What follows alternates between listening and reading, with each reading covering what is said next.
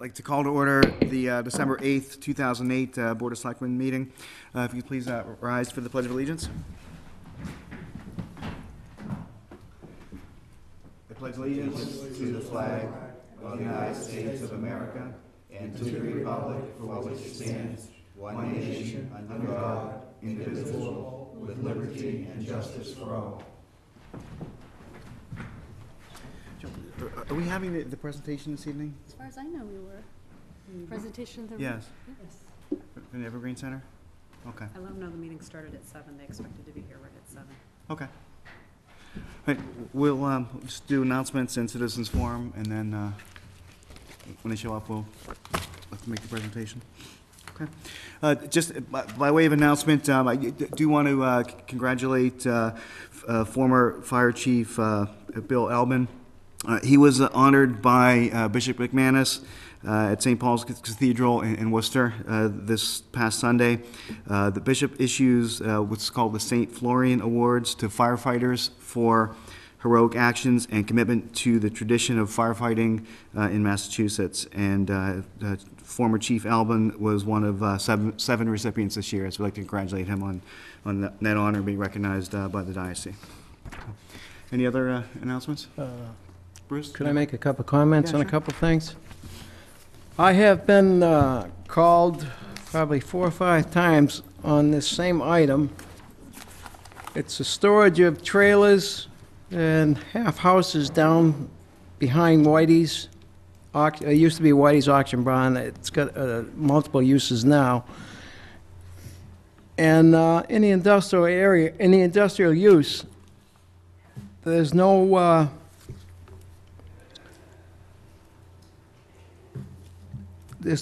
policy on it for that being industrial use to store that type of thing on that property. And it also, we have the trailers are stored underneath the National Grid power lines, and you have a wetlands area in there, and I'm just very concerned about it. And I have a notice from the building inspector, Glenn Hand, which said there's no problem with storing the vehicles or trailers on that property, but I tend to disagree due to having the industrial area, having everything go before the zoning board. There's no use on the industrial area bylaws or use chart of storing trailers. So I don't know if anybody else has any comment. I'd just like to comment on it because I've been called several times on it. And I'd just like to make it known that I have gone down there, I've seen it. They are under the National Grid line, which probably has nothing to do with us, but it is a right-of-way. And I'd just like to see it in writing where it is allowable in the industrial use. That's right, where it is? Where it is. Isn't that the document that you have? Yes, but it doesn't say anything about being allowable. I read the same note, and I don't have an opinion either way. But I did notice the absence of a specific reference to the zoning bylaw. Now, he said it's allowed, but where? Mm-hmm. And as a matter of policy, anytime a decision is made that something is allowed or not allowed, there should be a specific reference to the bylaw. That way, we keep it on file, so the next time it comes up, the next person will expect to receive the same treatment. Okay, one more thing. Due to the winter coming up, I was asked that the developer truck outside that sits on the wall, I was asked for that to be moved so they can be able to plow when they have a storm. According to the records down at the DPW, 19 gallons of gas have been put in it since September. So I don't see any reason why during the winter it can't be parked down at the town garage or DPW, whatever you want to call it. I call it the town garage because I used to live down there. I don't see any reason why staff that need it can't go to the town garage and pick it up there. Do you want me to comment on that? If you'd like to, yeah. That's what's gonna happen. We talked about that, you and I did. Yes, I did, yes, we did, but you never said that So, it that would be down there. it will, we're making arrangements for it to go down there, as well as we need to do something with the Council on Aging van too. And You're there's correct. space down at the highway barn, probably the further end of the parking lot, to park it, so that, Right, that's not an anybody can issue. go down there and look at it. Well, I just, I was asked to look into it, and I'm trying to do my job, and I'm looking into it, and I want to make it easier for the town to be able to plow after a storm. The storm's not going to stop at 7 o'clock in the morning, so they can plow before everybody gets here. The storm stops when it stops. But I'm just saying, I'm not the town manager, I'm not trying to get into your business. I just trying to make it easier for the town itself. I got one more quick thing. We got a brand-new senior van, and the building next door to it's in disrepair. Now, I've been working on other avenues of getting that building torn down without a big price to Uxbridge. I'm still going to work on it. I just want you to be aware, we need to find some place to store that van right now for the winter, so it won't be out during the winter. Because that's how you get all the ice on it. You're going to have a senior fall one time or another. It'll last a lot longer if it's indoors during the winter. Is it possible to park it inside at the DPW? No. No? That's why, I'm working on something. All right. See, the thought I had on this just the other day, it's funny that you bring this up, was the building next door that we're talking about knocking down, can we put a garage door on it and use that for parking? Is it high enough? If we could knock the back Because down. it may not be suitable for use for anything other than that, Yeah. but as far as just keeping the van, out of the elements, because, part of the reason our current van is so corroded is it's sat out for 10 years. Right. 10 years ago, that this issue came up. And at that time, I looked at the garage. That was before there was a hole in the roof. And the trusses in that garage are very sound, very large trusses. They were in good shape. It would have been easy to fill in the hole in the bottom where they used to have the lifts and so forth, and, cement it up, and it made a nice garage for the barn. But as usual with town-owned property, we don't maintain it, and so now the trusses may not be salvageable. So what used to be feasible for normal people, because we're a government and therefore not normal people, it may not be feasible anymore. But it should be we should do what we can to get it under cover in a spot that's convenient for use by the people who are going to use it. So even, Mr. Chairman, even if we have to get one, I know they don't look good, but even if we have to get one of them temporary tent-like buildings, I'm just The putting it trouble up. is a heavy wet storm. It takes those Right. right down. Right. It's, But those- I'm working on other things, and as I go along, I'll bring you forward on them. But if anybody out there has a spot we can use, Actually, insurance concerns about that, About what? where it's parked. We would need to Okay. just make sure that. okay, but I'm just saying, if anybody has a nice spot out there they're not using, just to get it undercover, I'd rather see it undercover than not undercover. Okay. All right, what I'd like to do, I had, before you go on. Yeah, I sure. have just for more than a year now, I've been talking about the fact that there is no management in the town of Uxbridge, and nothing brings that to the fore more vividly than the issue of our recodification of the bylaws. Now, shortly after the town meeting voted to adopt it, we became aware of serious deficiencies in it.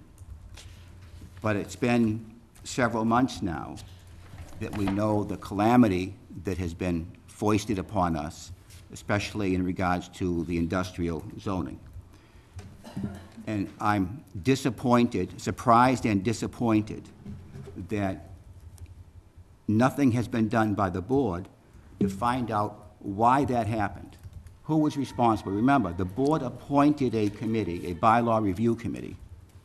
Now, my conversations with people on that committee, they had virtually nothing to do with the recodification of the changes in the industrial, in the zoning bylaws.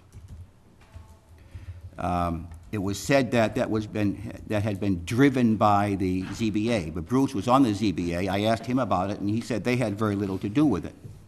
So how did it come about? We spent a lot of money to pay a big shot lawyer to do this so-called recodification that was not going to involve any substantive changes, and we find out after the fact that it completely changed the structure and the nature of the bylaw. Who was involved? We need to talk to the people on the ZBA. We need to have a conversation with Megan. We need to talk with the members of the Bylaw Review Committee and find out.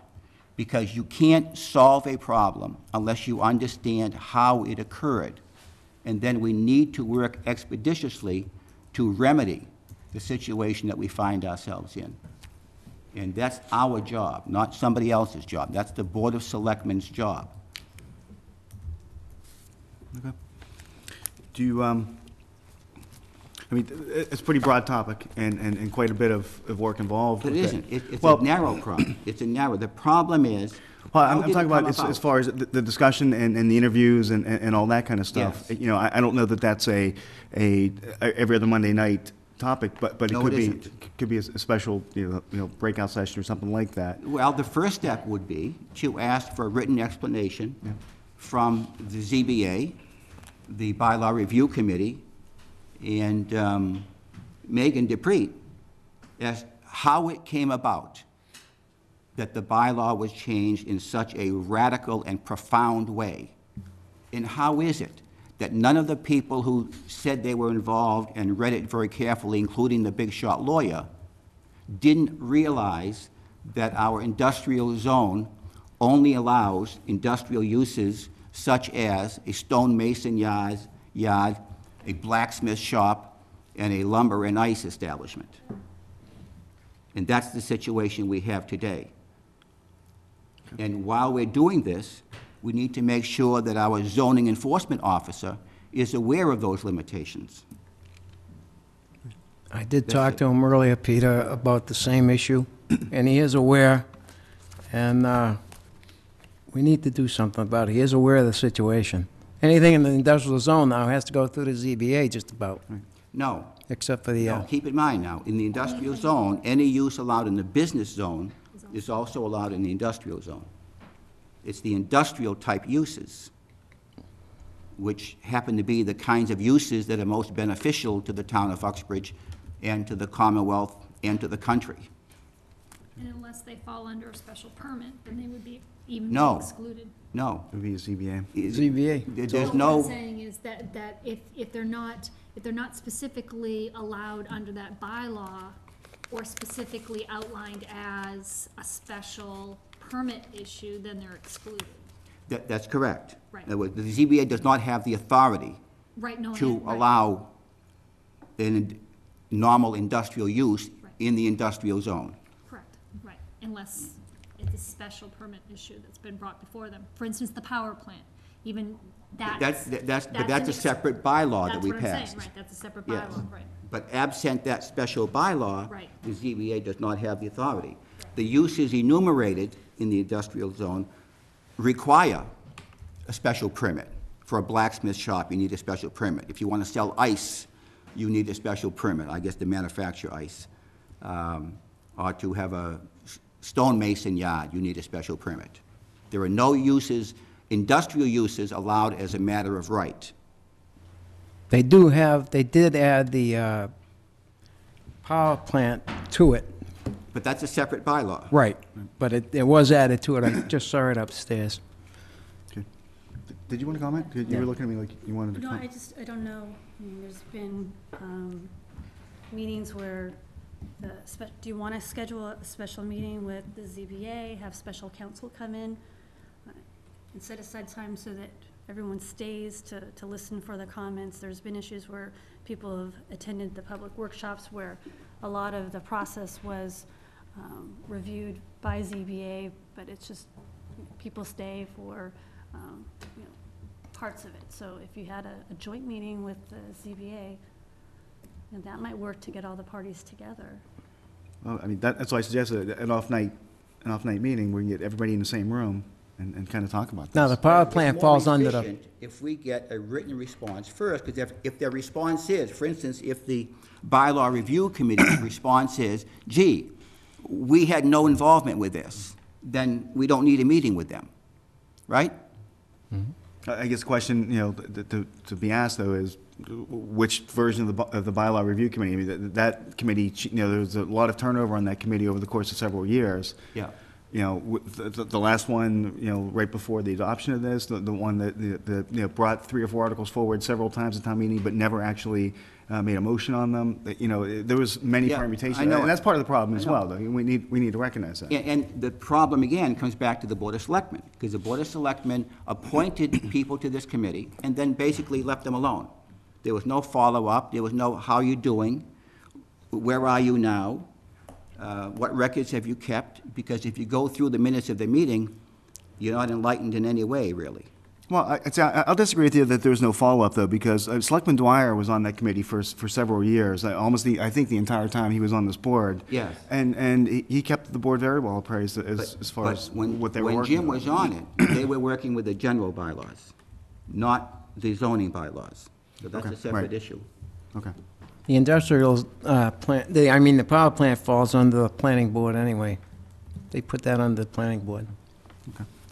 All right, let's take a look, early next year, right after the first of the year, on pulling this all together. Does that work? Well, it's better than waiting 2 years, I guess. Well, it's me, we're coming up on Expeditiously, we're coming up on the please, yeah. holidays. Okay. But Right, I mean, I agree with you. I mean, it's something that needs to be rectified before next town meeting, because if there's something that needs to be addressed, it should be addressed at the spring town meeting. Right. I mean, we have to change this bylaw. It needs to be done for the spring town meeting, because you don't wanna take a position where you turn away businesses for the next year or 2 years while this is being hashed out. Right, but it's also not something, my point was, it doesn't have to be done between now and the end of the year, for example, because we'd still be looking at town meeting action to take whatever action. Well, nothing prohibits us from having a special town meeting. Other than- to address that issue. Other than the Because cost of doing if you that, right? think about it, bringing forth a 75-page bylaw among 30 other articles in the annual town meeting is idiotic to begin with, especially when people are given the bylaw as they walk into the town meeting and expect Yeah, that read they're it. going to read it and so forth and understand it. It's not possible. Right. Yeah, I did see the Evergreen Center is here. So, this has become an annual tradition. What year is this that we've done this?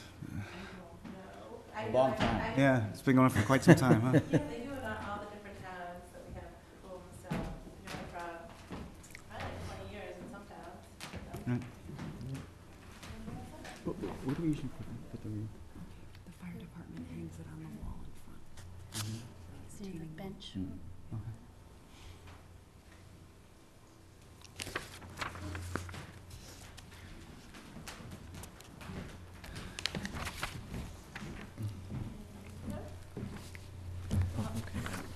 Say hi. Say hi. Hey. Hi. Go ahead. It's okay. Go ahead. Can wave. Right. I don't know where do you guys keep it, outside? I'm told that the fire department hangs it on the front of the building for Oh, us okay, here, actually. So on behalf of the town of Uxbridge, I'd like to thank you for this annual donation.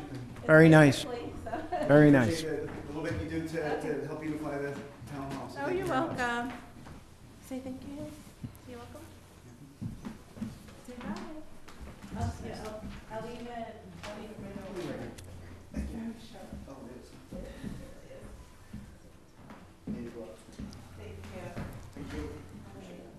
Thank you. Thank you.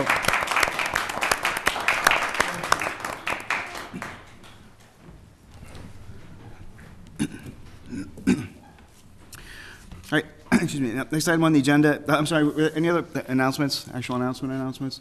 What I'd like to do, if we could, is topics like this that do bear a little bit of discussion or warrant a little bit of discussion from the board, we should probably hold those to new business. for future meetings, Okay. just to kind of keep the meeting flowing Topics along, like yeah. what we cited with. Yeah, Right. yeah. The problem is, we never get to that. That's part right, of the- that's right. Of the article. That's why I did it in the first place, Yeah. so that we get it in. And I keep on getting phone calls, so I want to get it out there. Right, okay. Can I see by show of hands who's interested in speaking at Citizens Forum this evening? Okay. All right, Mike, saw your hand go up first, go ahead. Hi, Michael Baril, 143 West Street again. Just wanted to follow up from the last meeting that we had. I haven't gotten any correspondence, any emails, nothing, no phone calls from the stuff I dropped off, and I just would like to address each of the 5 of you, if you have read through the packet, what your thoughts are on that. So rather than hearing as a general, I'd like to hear from each of the 5 of you, if that's okay. I'll bat lead off. I'll be honest, I've Just not as had. far as yep, what you know, what yep, you thought about to it, be honest, et cetera. I've not had the opportunity to review the materials. You've got a commitment from me that I will do that. Okay. I just have not had a chance to do it between the last meeting and this meeting. Okay, that's fine. Okay. That's fine, thank you. I'm in the same position, Oh, unfortunately. okay, I know I am too, as I've been busy with the holidays and everything else. Right. So, I guess my initial reaction, if it's what I'm thinking, the last set of documents you dropped off, one, if there is an issue with the courts, the district court in Uxbridge and the district court in Milford, mhm. if that's what you're referring to, that's probably better addressed by the SJC, the Supreme Judicial Court. Mhm. I mean, they are the authority to investigate what goes on in the court system. Right. I don't know that we here would even be able to compel the clerk magistrates to come in to explain themselves to us. So we have no ability to even inquire into these things. And the other part of it, whether or not there was an actual or an unintentional malfeasance in dealing with FBI documents. I imagine that is something that the FBI ought to be investigating. I don't know that we have the ability here as a Board of Selectmen to preempt the FBI's prerogative in doing something like that. So, yeah, it was interesting, but I think it was misdirected, is my initial reaction to it. I guess my question too, I mean, obviously the FBI document, I've already talked to them again several times, and they basically stated that that second page that I was alleging is not the true page 2 and 3. They've already confirmed to me that is not their document. That would And be it came more. from the care and custody of the Uxbridge Police Department records, which means that somebody at the police department, which right in the own police log, claims that it came from the custody of Chief Freitas. But if it So purport- if basic, it purports so to what be- so I guess my question is that document, the original that I have looks like it came off an inkjet printer. Yeah. That's the original I have. And I've showed it to other people, and they said, yes, that came off a printer. So that tells me that he falsified that document, and he printed it, and he gave it to me. Because the FBI is telling me that is not their document, haven't but it came received from the custody of him. correspondence So my from question, the and I FBI. haven't seen Freitas to ask him saying, well, where did you get this document from?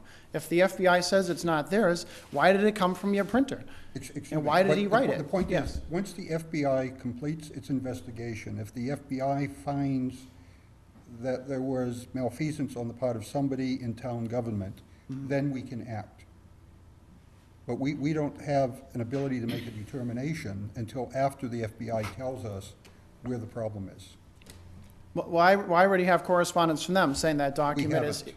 well, as We I haven't. haven't given it to you yet. We would want to receive it from the FBI. The FBI needs to tell us that some member of town That it's not their government document, that it's had- basically been falsified, is what you're saying. Right. The FBI That somebody needs- falsified it, The correct. FBI Okay. needs to make that accusation to us before we can do anything. Okay, Okay. okay. Well, I can have them contact the board, and if that's the way we need to go with that, that's fine. Karen? Thank you for your time. I haven't had time to review them. I have read it, and that was my question on the FBI documents. I feel the same way Mike does on that. I think we need to see them 3 pages. We can't really look at what you got, No, I that understand, one yeah. page, Right, right, and decide, hey, this guy is being railroaded. right, right. But if I can see them 3 pages, then I can decide, is there a case here or isn't there a case? Right, exactly. If the FBI can provide them, if you can provide them, whoever provides them, we will take it under consideration, once I see them Oh, pages. absolutely, yeah. The gentleman who's in charge of that has been out for, on a case or something, because I called him several times, and he hasn't been in the office to fax that to me. But I'm anxiously, obviously, awaiting the real page 2 and 3, and as soon as I get it, you'll definitely get a copy of it. That's what I was looking for, page 2 and 3. And then my only other question is just regarding the misuse of red light violations. I obviously gave you the public records right from the police department that shows that there weren't any red light issues to begin with. So I was just wondering, does anybody have a comment on that at all? The only one Some of you haven't finished reviewing it, but anybody who has reviewed it, obviously you can see looking at it that it disproves the theory of the chief writing that letter on 12/28/05 to the registry of motor vehicles alleging misuse when the Uxbridge Police public records show that there was never any misuse and there were no issues, which basically means that the facts don't match up again. Yeah, I've not had a chance to review the whole The packet. only- I'm not going to comment until I've had a chance to look at everything. That's fine. Yeah. The only thing I I've can come seen back. is Yeah. the one from 1999. Right, 94, right, 90 correct, Well, yeah. 94 and But 99. anything, right, One. thereafter of the, right, exactly, Yeah. yeah. But from that's, yeah. 2000 on, I didn't see any. Okay. Okay, that's all. Thank you. Howard? Appreciate it.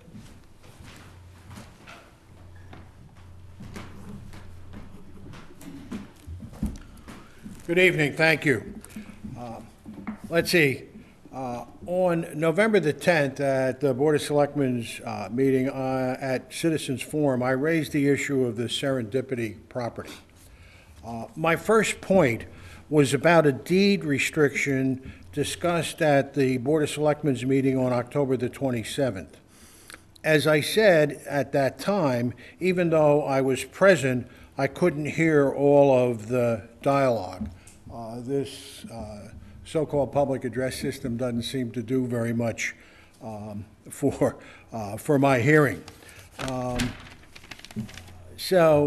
What is the status of the deed restriction, since it is the thing that attracted my attention? Let's see, I guess since I started asking questions, the chair asked if I would write them down. I did. Yep.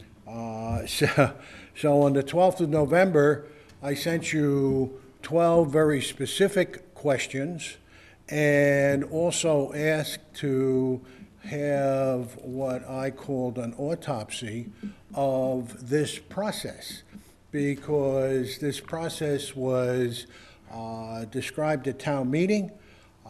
Town meeting agreed to the process and adopting a section of the law. An RFP was issued sometime in 2007 with a response. A purchase and sale agreement was signed on in June of 2007. We're now in the 18th month of this so-called expedited process.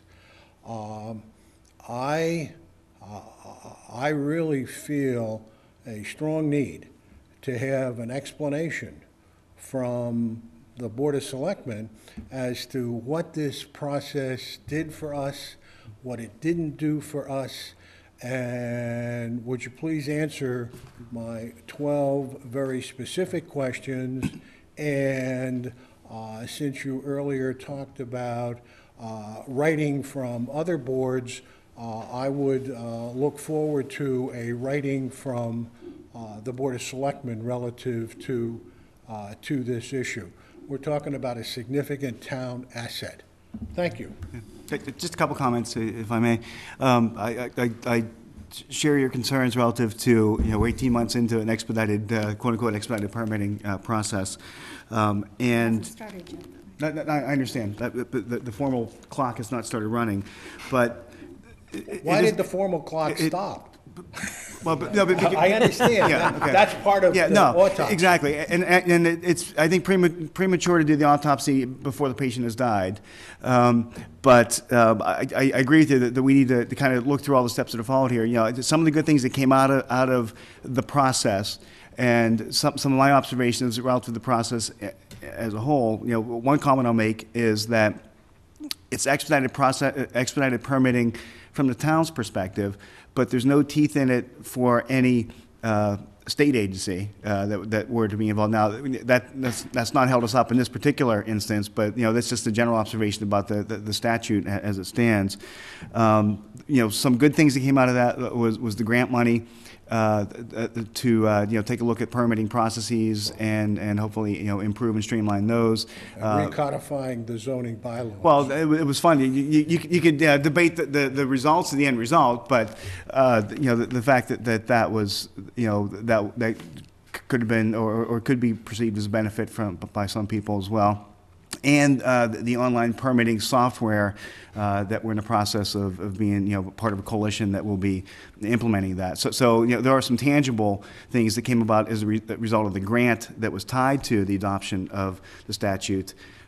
Proof is still in the pudding, and we still don't have anything on that site, But as far as I'm aware, surrounding towns who have adopted expedited permitting and designated locations, I don't think anybody else is much further along in any of those locations either. It's a new process. As you're aware, I'm sure we're the first town in the state to adopt that statute. So I think there, it's kind of some growing pains there as well. But we will get answers to the questions that you've asked, and we absolutely, I think, should kind of review the entire process relative to what has this brought us. Do we have, if we have another opportunity to do this downstream, does it make sense to do it or not? I mean, I think clearly it did on the front end because there's grant money attached to it. But once all the grant money is dried up, does it or doesn't it make sense to continue to do moving forward? Because jury's still out on that. But we will, get answers to your questions for you, though. Let's see, if I were the state, I guess I would ask Uxbridge for the grant money back, since y'all didn't do what the state, in fact, professed to be the reason for 43D was to encourage industry and non-residential development in the Commonwealth. I mean, that was the reason and the purpose for the legislation, and let's see, I guess they put some outside limit on it. I don't remember what that was, but here we are in the 18th month, and nothing has happened. And I would suggest to you that the patient did die, because we have not completed the process. And I don't know what the status of the process is from today forward. Right. And recognizing that if you were to pick every parcel in the Commonwealth that could possibly be a candidate for expedited permitting, this was probably not the ideal one to be the first one in the state to be designated, given the fact that it's, it was a 50-50, joint tenant between the town and a private citizen was part of the parcel, et cetera. So there's a lot of complexities involved here. As you're very familiar with the situation at Serendipity, it dates back to the time when you were on the board. And so with the co-ownership and of the property between the town and a private citizen, and all those complexities that they kind of added to this. I'm not trying to make excuses. I'm just saying this was a pretty complex situation, and we are still in negotiations, trying to make something happen. We did get some correspondence recently about the deed restriction, and hopefully, we're the attorneys are talking, and we try to resolve that. So let's see. If we use a sports analogy, one of the things is a gold medal for being first, and we don't have a medal at all. No, of course not. And let's see, I'm not impressed with all of the complexities, because what it needs to do, what needs to happen is it needs to get worked on, one way or the other. And that's why I asked the specific 12 questions. So when might I be able to get an answer to my 12 questions?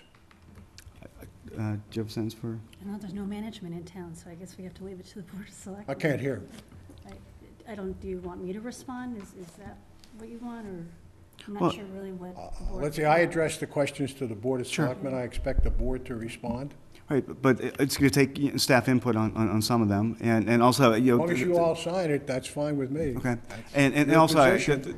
there were a couple, I do want to take a look at some of those, because I think some of the questions you asked might still have been covered under executive session that we need to make sure, we're Well, addressing. that's one of the questions that I've asked, which is, now that the purchase and sale agreement has quote-unquote expired, now that I've asked when were, in executive session, when were discussions made around that purchase and sale agreement, what are the dates? Because I'd like to read the minutes of the executive session.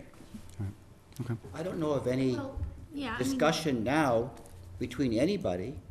My recollection is that Mr. Tissino said, okay, we'll give you a deed restriction if you want, and the board said, fine. We had our Boston lawyers write deed restrictions. We sent it to Tissino, and he said they don't want that. That's the last I heard. And since we know that, and the other side knows that, there's no reason for that to be in executive No, session. you're probably right. right, but they are, I mean, it was left with, they're gonna write the deed restriction the way that they would like it written, re-present it back to us. Well, yeah, they're going to I propose. didn't see that. Yeah, that was in my meeting. They're going to propose a deed restriction to us, They're gonna propose one back to us. Okay. so negotiations are still underway for the property, but, And when are they supposed to do that? That was my question. I didn't see a timeframe. I don't know, you get the same email that we did, Peter. Well, again, remember now, we had a purchase and sale agreement. Tissino purchased that, so that means that he is now subject to, or supposed to be subject to, the same requirements, obligations, and privileges that were contained in the original purchase and sales agreement. Mm-hmm. And at some point, in fact, I remember the board voted, and we sent Tissino a letter saying, hey, listen, this is done, the money is forfeited and so forth. And then we kind of backtracked a little bit with this deed restriction business. Well, what we're But trying to still- do is hold on to a sale. That's what you're trying to do. I mean, a purchase and sale is to let a party out at the time of expiration, but if both parties agree to continue. Both parties then can, you're- if you then have can, agreement, and both that's parties what can we've always done. do that. Right, the P&S is expired, but neither party is. Just walked away from the It table. walked away from the table. So, yes, there is no P&S on the table, but both parties have agreed that if they can come to an agreement, they will be putting that P&S into effect. If you recall, the first request, or the acceptance of request for proposal and so forth, several times, and in the P&S it said, time is of the essence. Now, that's a common term in real estate transactions, which means that you can't drag your feet indefinitely, because that's the nature of real estate business. He's also the half owner of the property with us. That's So immaterial. I don't want to It's hear not about this half. It immaterial. is It's absolutely not immaterial. immaterial. There's nothing complicated or It is, unusual. because if we bring a new buyer to the table and he doesn't like it, we can't sell the property to them. It's not immaterial. No. We are never selling the property. What we are selling is our interest in the property. Our that's my point. Our Peter. interest in the property is the only thing we have to transfer. Do you understand that? Do you understand that our interest is also half that property? It's the same thing. That's what I said. But it's an undivided interest, Cari. If we bring a new buyer to the table to buy the property as a whole, because no one's gonna buy. We can't bring Can't a bring new anybody to the party table. to the table to buy the whole That's why property. we're still trying to work with Tissino on this. See, I mean, We've been had bad. Schnookered. We've been schnookered once again, because the board doesn't know how to negotiate, and we only listen to people who don't know what they're talking about. And I can tell you, our Boston lawyer, nice man though he is, does not know how to negotiate. I'll disagree that we've been snookered on anything, because we're still in negotiations, And we will be 10 years from now. And we were 10 years ago, last time you were on the board too, Peter, and it wasn't resolved then as well, And it so. was always a 4-to-1 vote. Right. However, there's one thing that you mentioned, that there might have been some good that came from this expedited stuff. I would like to hear about anything of benefit to the town of Uxbridge or the people of Uxbridge that came from this process. I'm open. You know, tell me what it is, because I haven't seen anything yet. I don't think anything's I don't happened think, yet. I don't take as a benefit a system where the government treats big shots with the red carpet and little shots with roadblocks. I don't think that's a benefit, and I don't think the government should be doing that, and I don't think the taxpayers should be funding that kind of activity. Peter, who's the big shot in this instance then? In Who the got whole treated? thing. No, the whole thing, this expedited Expedited permitting. Okay, expedited permitting as adopted in Uxbridge Yes. was for a very small shot. It was for Rob Charrier and his brother who started this process. Okay, that parcel there, all And right? it's a 5-year duration, so the priority development site Yes. is 5 years, so Right. there's still But, time. so your argument that it's only for the big shots, those guys are not big shots. Well, they didn't present themselves initially as being not big shots. If you looked at all the glossy photographs that we were given. No, I think everybody was aware of exactly who they were and. So you're telling me that the Board of Selectmen knowingly went into business with people who didn't have any money and didn't have the wherewithal to do what they promised to do? They had an interest, Peter, in the property. That's not what I asked. They had an interest in a property, and they had developers who were going to develop the property, so. They had glossy brochures. Sure. That's what they had.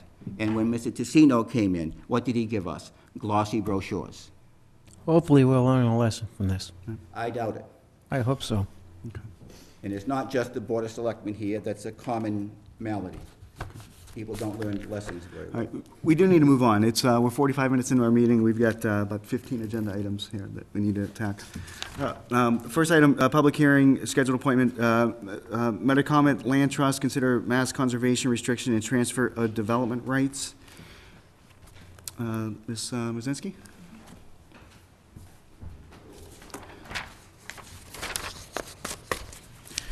Good evening, Board. Okay, we got the packet of materials from you, and if you Yes. could maybe, just try to limit your comments to about 10 minutes or so, just to walk us through what the process is, what action you need the board to take, and what the end game result is. We'd appreciate that. Sure, I'll be happy to do that, and I want to introduce Whitney Beals, who's the Director of Land Protection for the New England Forestry Foundation as well, and he can give you a quick description of the property, and I will pass out this.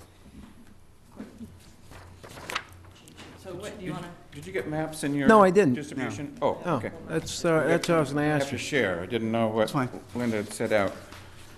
The property's a portion of a larger parcel that Mrs. Cairns had owned. She died just after the age of 100 a few years ago. And two gentlemen purchased the property to keep it from getting developed and donated it to the New England Forestry Foundation. The foundation for whom I work is a nonprofit 501c3 organization that protects working forest lands all across New England. We talked to an abutter, the Laurel Brook Club, which owns close to 400 acres here in Uxbridge for the purposes of maintaining a trout fishery. All of that land is under Chapter 61, the forest use designation. And the club was very interested in adding the acreage to its holdings and putting it under active forest management. So we, the New England Forestry Foundation, thought that was a terrific idea, but we didn't want to see the club turn around and sell it for something that we thought was contrary to our donors' desires. So our goal is to put a conservation restriction on the property before transferring it to the club. It's that simple. And the conservation restriction would be a no development easement. It would allow active forest management, and I think that's the sort of the bottom line.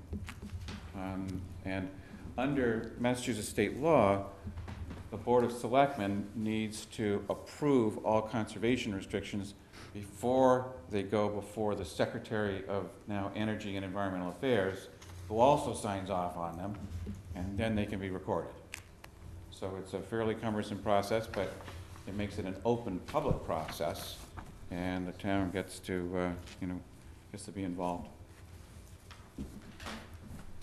So in your packets, I believe you have the wording of the actual restriction. It's about 18 pages. Right, right. Okay, so you have that wording.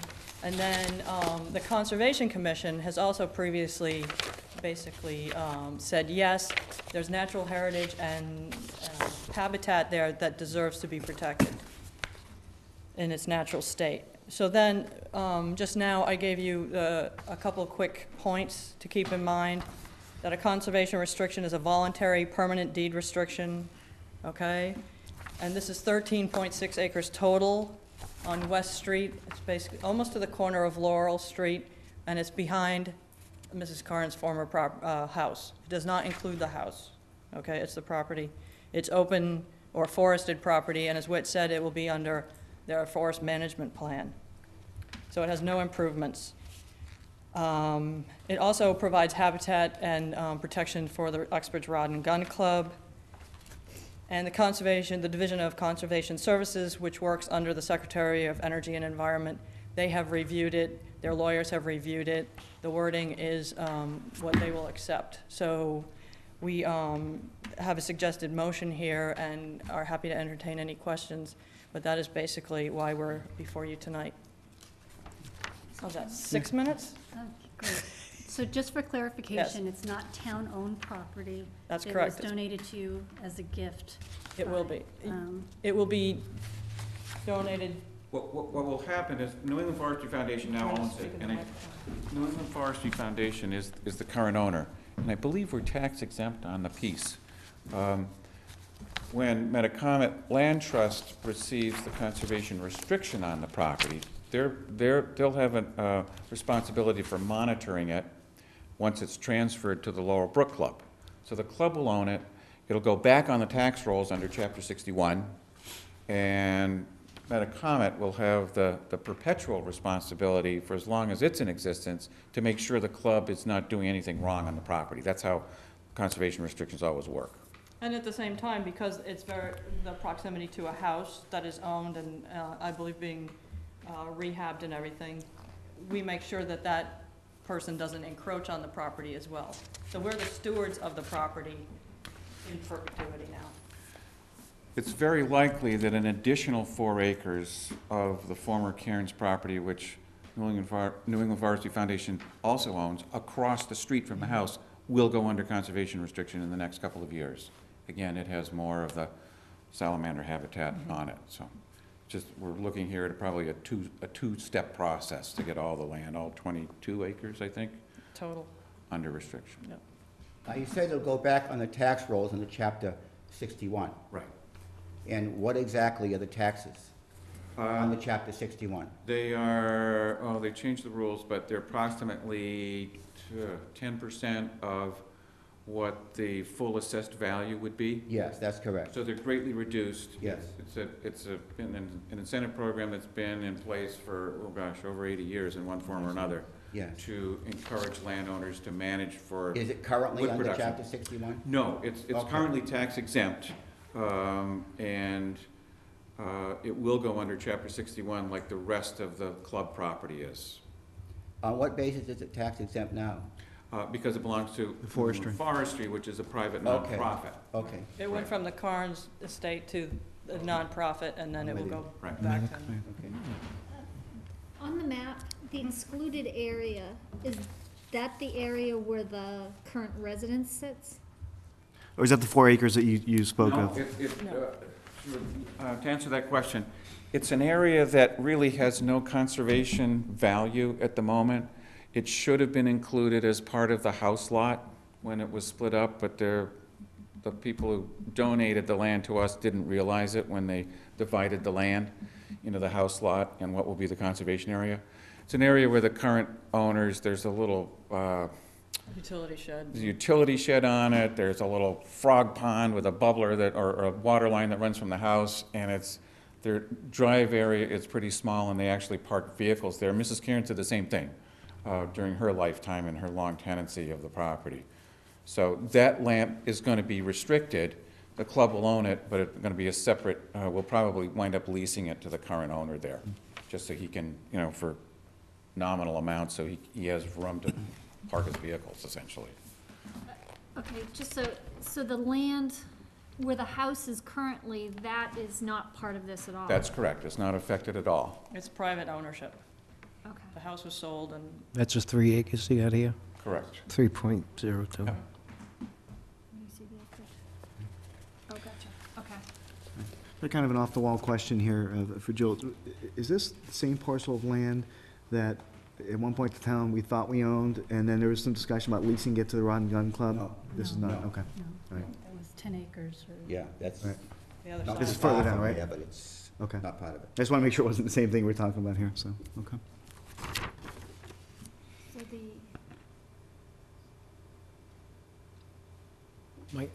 My question to you would be, now this land will not be leased to the Rod and Gun Club, right? It'll be a restricted use? No, the land, as Whit said, will be transferred to the Laurel Brook Club, Okay, okay? But the Metacomet Land Trust will be the steward to make sure that the property remains as described in the Okay. conservation restriction. okay, that's what I wanted to hear. Right, but technically the owners, like on the tax records, will be the Laurel Brook Club. Okay. And it's suitable for what type of use? Is passive recreation? Can you use it? There's some passive recreation and forestry. Okay. They will continue to maintain it under the Forest Management Plan for habitat and watershed protection. Okay. Mhm. Any other questions from the board? No? All right, there's, Yes. oh, you did? I'm sorry. Yes. Okay, go ahead. We just received this Mhm. about 2 days ago, and I haven't had a chance to read the whole thing carefully. Have you read it? Yes, and also, how many years ago was that? Almost 2 years? Yes.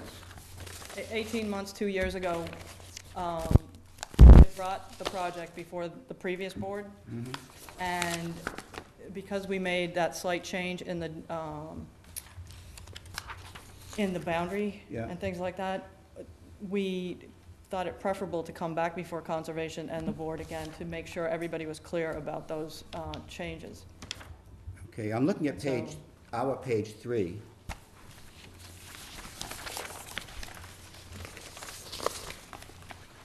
And this is the grantor, which is the Laurel Book Club. Covenants for itself and legal representative, blah, blah, blah, not be used in violation of the following covenants that shall run with the property. Then it lists various things, A, B, C, and so forth. Right. Now, it begins, under B, no temporary or permanent dwelling, building, office, tennis court, swimming pool, driveway made of asphalt, concrete, or other impermeable materials, improved road associated with development, aircraft landing strip, sign, billboard or other advertising display, mobile home, utility pole, tower, conduit or line, equipment, fixture, trailer, so forth, shall be constructed. So it tells you you can't do those things. Under C, no loam, peat, gravel, stone walls, soil, sand, rock, or other materials shall be excavated, dredged, or mined. You can't do those things. Under D, no trees, shrubs, or other vegetation on the property shall be cut, removed, or destroyed. And then no soil, refuse shall be placed. So these are things you can't do specifically. Right. If you go down to G, it says the use, parking, or storage of automobiles, trucks, motorcycles, motorized trail bikes, snowmobiles, all-terrain vehicles, or any other motorized vehicles except pursuant to the management plan provided for in section 3C. It doesn't say those things are prohibited. It's left in the air. Are you with me? It's not a complete sentence. Everything in this section is actually prohibited. I'm sorry. it doesn't say. It isn't. It doesn't say that. And then further, But it's under section 2, binding effect and prohibited activities, yes, right? some are binding, some are prohibited. In some things that say they are specifically prohibited, this doesn't say that. It's in the air. It's not a complete sentence even, I don't think. But it's all under that. I know it's section under 2. that, but headings are headings, and it But- doesn't mean that. But anyway, that needs to be corrected. Now, If you go through Sorry. Can't see it. under,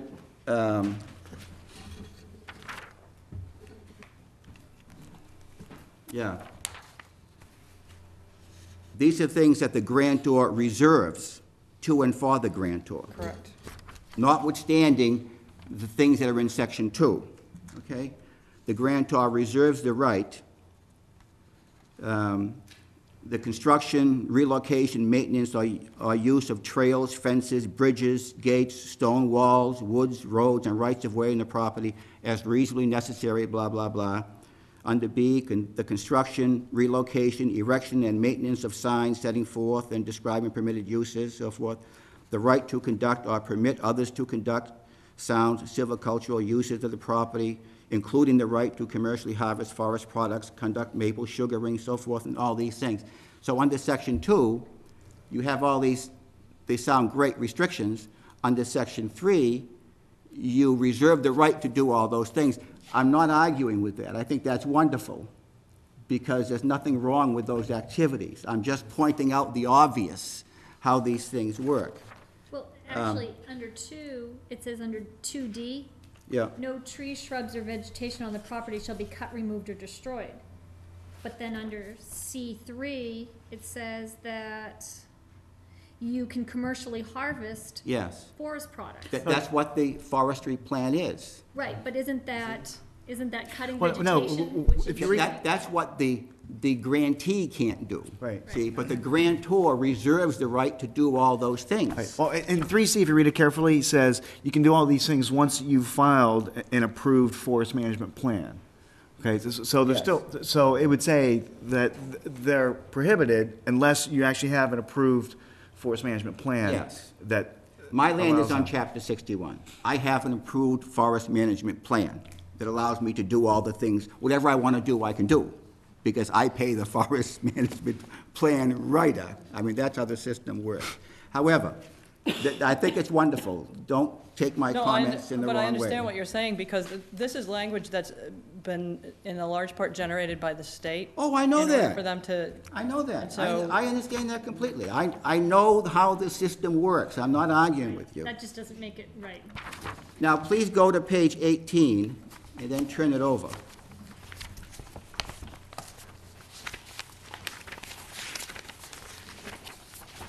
There's nothing on the back of page 18. No, it was this.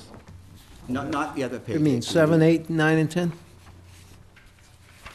Page 18 of this, yeah, that's right. Now turn it over, and you have the Conservation Commission minutes Right. of 8/18/08. That's, And you see where the arrows are.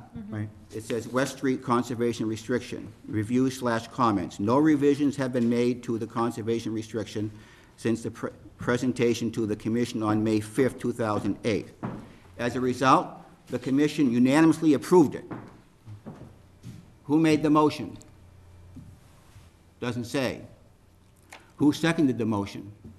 Doesn't say. Now, these are the minutes of the Conservation Commission.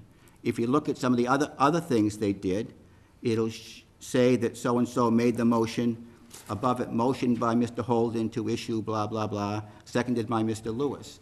But here, there is no motion and there's no second.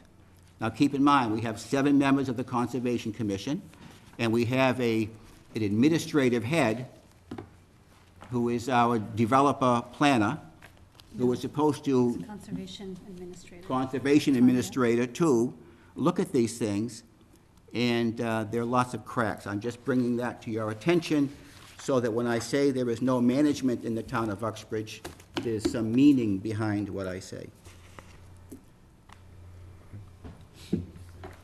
But as a general policy, I think it's unfair to ask the board to look at a 17 or 18-page document and vote on it, you know, having just 2 or 3 days to look at it.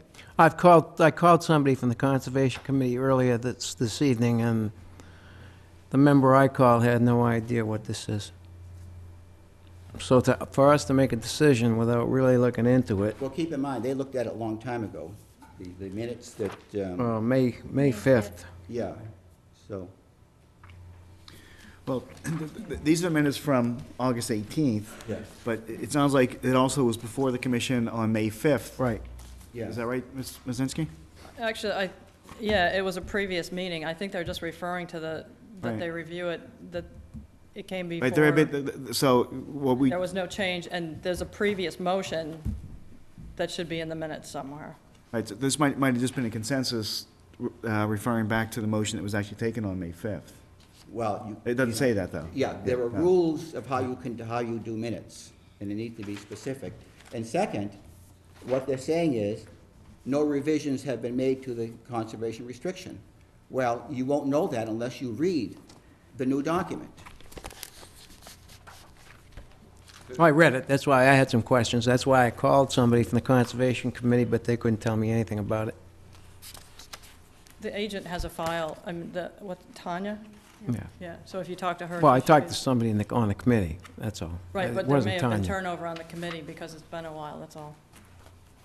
Well, there've been turnover in Tanya's too, because Tanya hasn't been there all that long.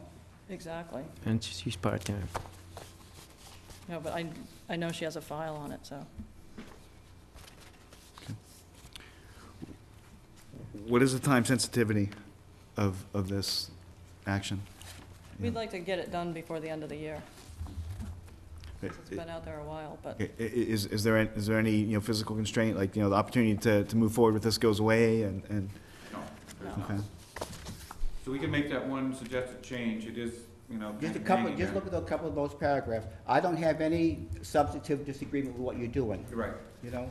Understand that, please. right, but would you like to read through the rest of it and get any comments to me? I mean, if I you see will. any Okay, other, that's I fine. can't make substantive changes basically No, right, to the yeah. legal language, but if you see anything else like Okay. that, we can, All right. I think we can fix that one statement by saying is prohibited. Yeah, there are yeah, that's right, but there are a couple of them like that. That's all for clarification purposes. That's what Peter- happens when you go back with back and forth, several drafts with people. Absolutely. Right, in the of course. Commonwealth, and Can we actually see who made the motion and seconded, proved it? Well, and again, we just need to confirm whether, if that was just consensus of the motion on May 5th, then we've already got the motion on record. So we need to look But at, that would be a motion. You can't, you know, we can do things by consensus, administrative things. But when you have a specific vote, because this needs to be approved by the Conservation Commission, I assume, correct? actually, no. No? It's already It doesn't been, have to be. Okay. It's given to the Conservation Commission really for its, you know, for information purposes. And the commission is asked to sign a statement at the end of the application form. Mm-hmm. It's called a municipal certification. And it's asked us to fill it out, say, this conservation restriction is in the public interest Right. because, boomity, boom. And for the life of me, I don't know if they finished that little bit of paperwork on their end, and then they sign yes, it. they do. But that application form and that statement is not necessary, doesn't have to be in hand in order to put the restriction on record. The only signatures and true approvals that are needed are the grantor, the grantee, yourselves, selectmen, and the Commonwealth through the secretary. That's how they work, how it works. So is it realistic to, if any of, the rest of you have comments as well, maybe you could forward them, Forward them to Kim, To and Kim? then she can forward them on to. yeah, and she we, can forward them to Yeah. me, we can make any of those adjustments, and then you'll have that final document? yeah, and I don't see a need for you to come here before us a second time if you just provide the document to us. Right, and then you can vote and execute the document, okay? I think we can put that on the agenda for the next meeting? If we can turn everything around, sure. That would be super. That will be in January? Oh. No, we've got one more Got meeting another this year. meeting in December. Okay. That would be great. Good? Okay.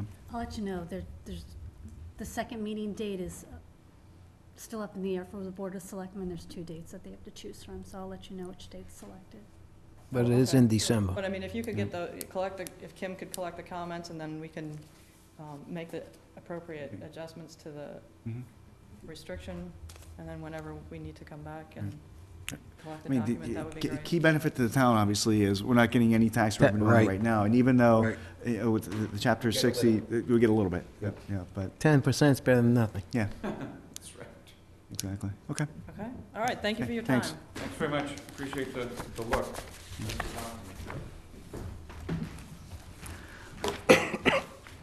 Town Manager's report? Excuse me. Thank you, Mr. Chairman. For this report, the department head monthly reports are also attached to it for the month of November. FY10 budget, attached to the town manager's report, I also put in the memorandum from the finance director to the departments and the boards and commissions who prepare budgets, noting the timelines, the content of the budget, and what the overall tone is for FY10. This year, we're putting in the benefits, and so the retirement and the health insurance in the department budgets, and have an overall number that's based on our current revenue projections that David had done at 7%, but as we got notification today, it's looking, 7% reduction, but it's looking like it's going to be a 10% reduction. So we're still going to have the departments move forward with putting together the requests, noting the narratives, and including impact statements and supplemental funding if it becomes available. So you'll see the memo attached to this. And I had two specific questions for the board that I wanted your input on before I had submitted the budgets for the town manager's compensation and the town council professional services agreement. David has asked that the departments provide him with the materials by December 12th, hoping to get a pretty quick turnaround, and then we want to come back with a presentation to the Board of Selectmen on basically a worksheet, an Excel worksheet, so you can see the big picture without all the detail, and then we'll put forward the budget books like we've done in the past as we get closer to making the town manager's recommendation. But we want you to have the first glimpse of that. Town hall hours, just a reminder that we're going to be closing Friday, effective the week of December 15th, and so the hours are here, and we post them outside this room on the various entrances to town hall, and I know Kim is going to put it on the website. Jill, just one question on the budget. Has there been any indication further from Beacon Hill on anything to do with the 2009 budget? Right now, the last we heard is that the governor's reviewing, I think it's the second quarter projections, how they've come in. So I think that the municipal managers are expecting another reduction to occur. We're just not sure how much. So with that, I know all the departments are now observing restraint in their budgets, and basically only the essential items need to be purchased. If we do have to do a reduction, it won't necessarily be a line item reduction, and the money will be transferred out. David can encumber it through our accounting system or however he wants to do it, so that we make sure that the ending is a balanced budget, keeping that. So, so right now, we haven't put any type of spending freeze, just as precautionary, officially in place like you did last year, but, I mean, wasn't it like the month of May when it actually went out? I mean, is that ready to go out, like the first of the year, as a preemptive, basically cautionary? It's actually, it's been under discussion since, I think, early September. So with basically the three largest budgets, DPW, PD, and fire, the department heads or, even the department managers are working to only get the essential items that they need to get. I mean, Dave, you can address it. I think on the FY09 budget, they need to look long and hard about snow and ice removal. I mean, we have, in the past week, had a whole lot of activity out there with no snow and ice on the ground. So if Bob Harris is burning through his money before anything happens, we're not gonna have any money when it actually snows out there. Yeah, and we met to discuss that this morning, too, about the two events that they've had, ice early in the morning, and a lot of times they get called out by police officers as well. So he's been doing it for about 30 years and willing to make any adjustments that he needs to. I think he has that Point is, in I've hand. been down several times the past week, sanding on Church Street, and I live up there, and there is no snow or ice on Church Street when they're doing their Okay, sanding. I'll talk to So him that's about it. an issue, and I've had calls from other people in town that they went by one house 4 times when the weather was at 34 degrees. Just as a follow-up to the question that Cari asked, so far the cuts that we've seen have been earmark cuts in a couple of places, right? But we've not actually seen local aid cuts as a result of the governor's changes, right? Just the earmarks, right? There's been earmarks, and then the COPS grant program, we got Right. cut about a third for that. I don't, unless David had any more. Sewer rate relief get cut as well. Right, we usually get about 5,000 for that, that's been suspended. Yeah. But there's nothing general overall. There's no general aid cut as of yet. But that's what we have to watch. Okay. Okay. I mean, I guess, you know, I don't want to be the superintendent of schools put out an announcement to, I mean, hit all the phones, of everyone who has kids in school, where they were, preemptively trying to cut back on their budget. I mean, can you give an explanation, or are you aware of why they were doing that? Are they aware that some of their aid is being cut, or were they just preparing ahead of time? No, it has to do with the union contract settlement. The school department is absorbing the settlement. We didn't ask for any more money.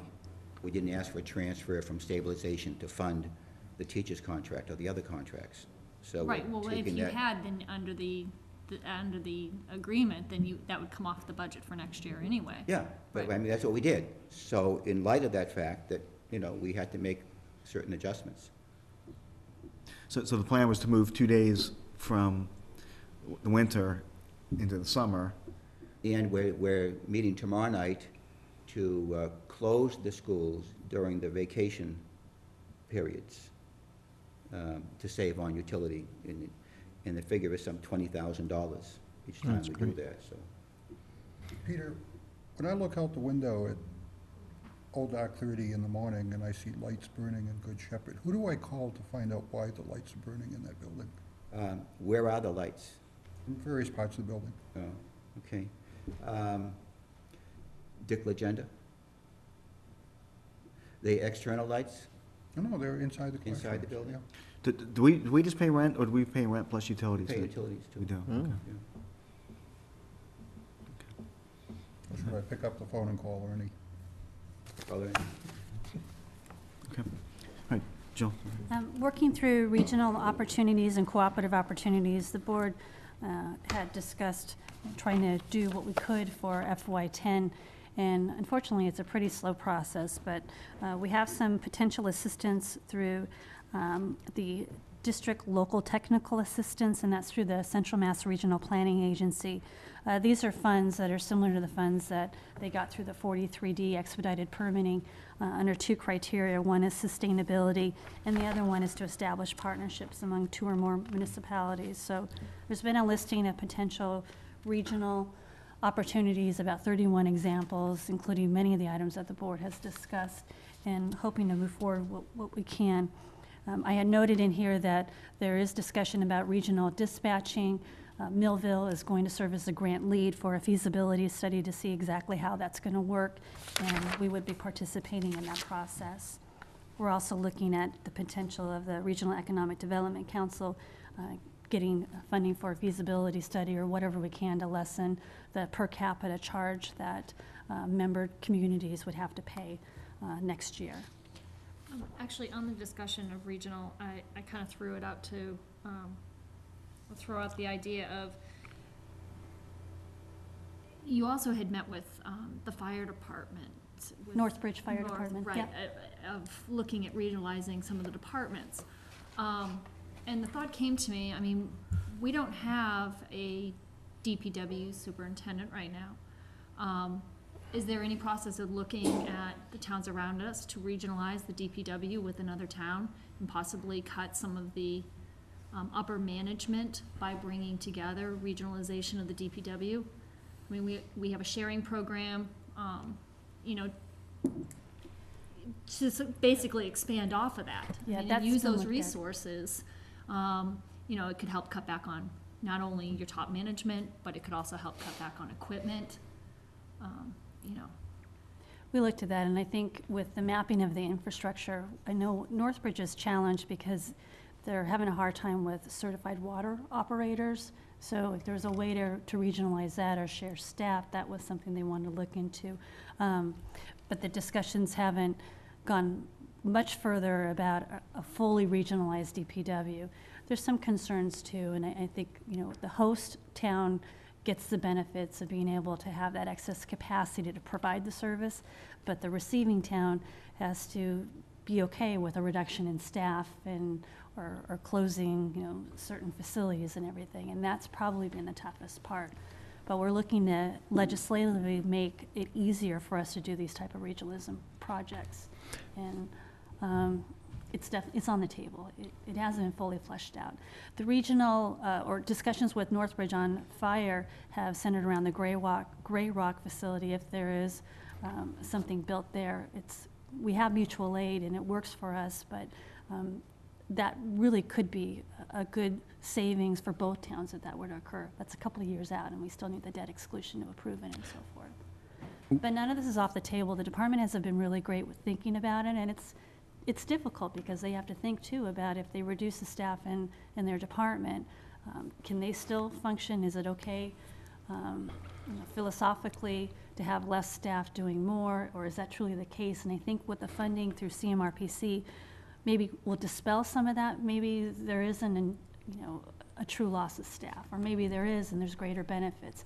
No one's really fleshed that out yet, and that's what we're hoping to get some money to do.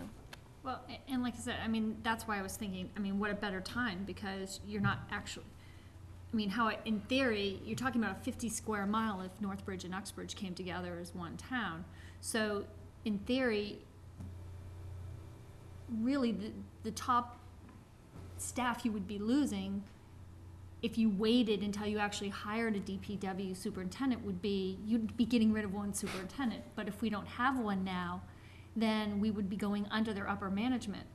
In theory, it shouldn't affect your other departments because you still have the same space to cover and you still need the same type of manpower.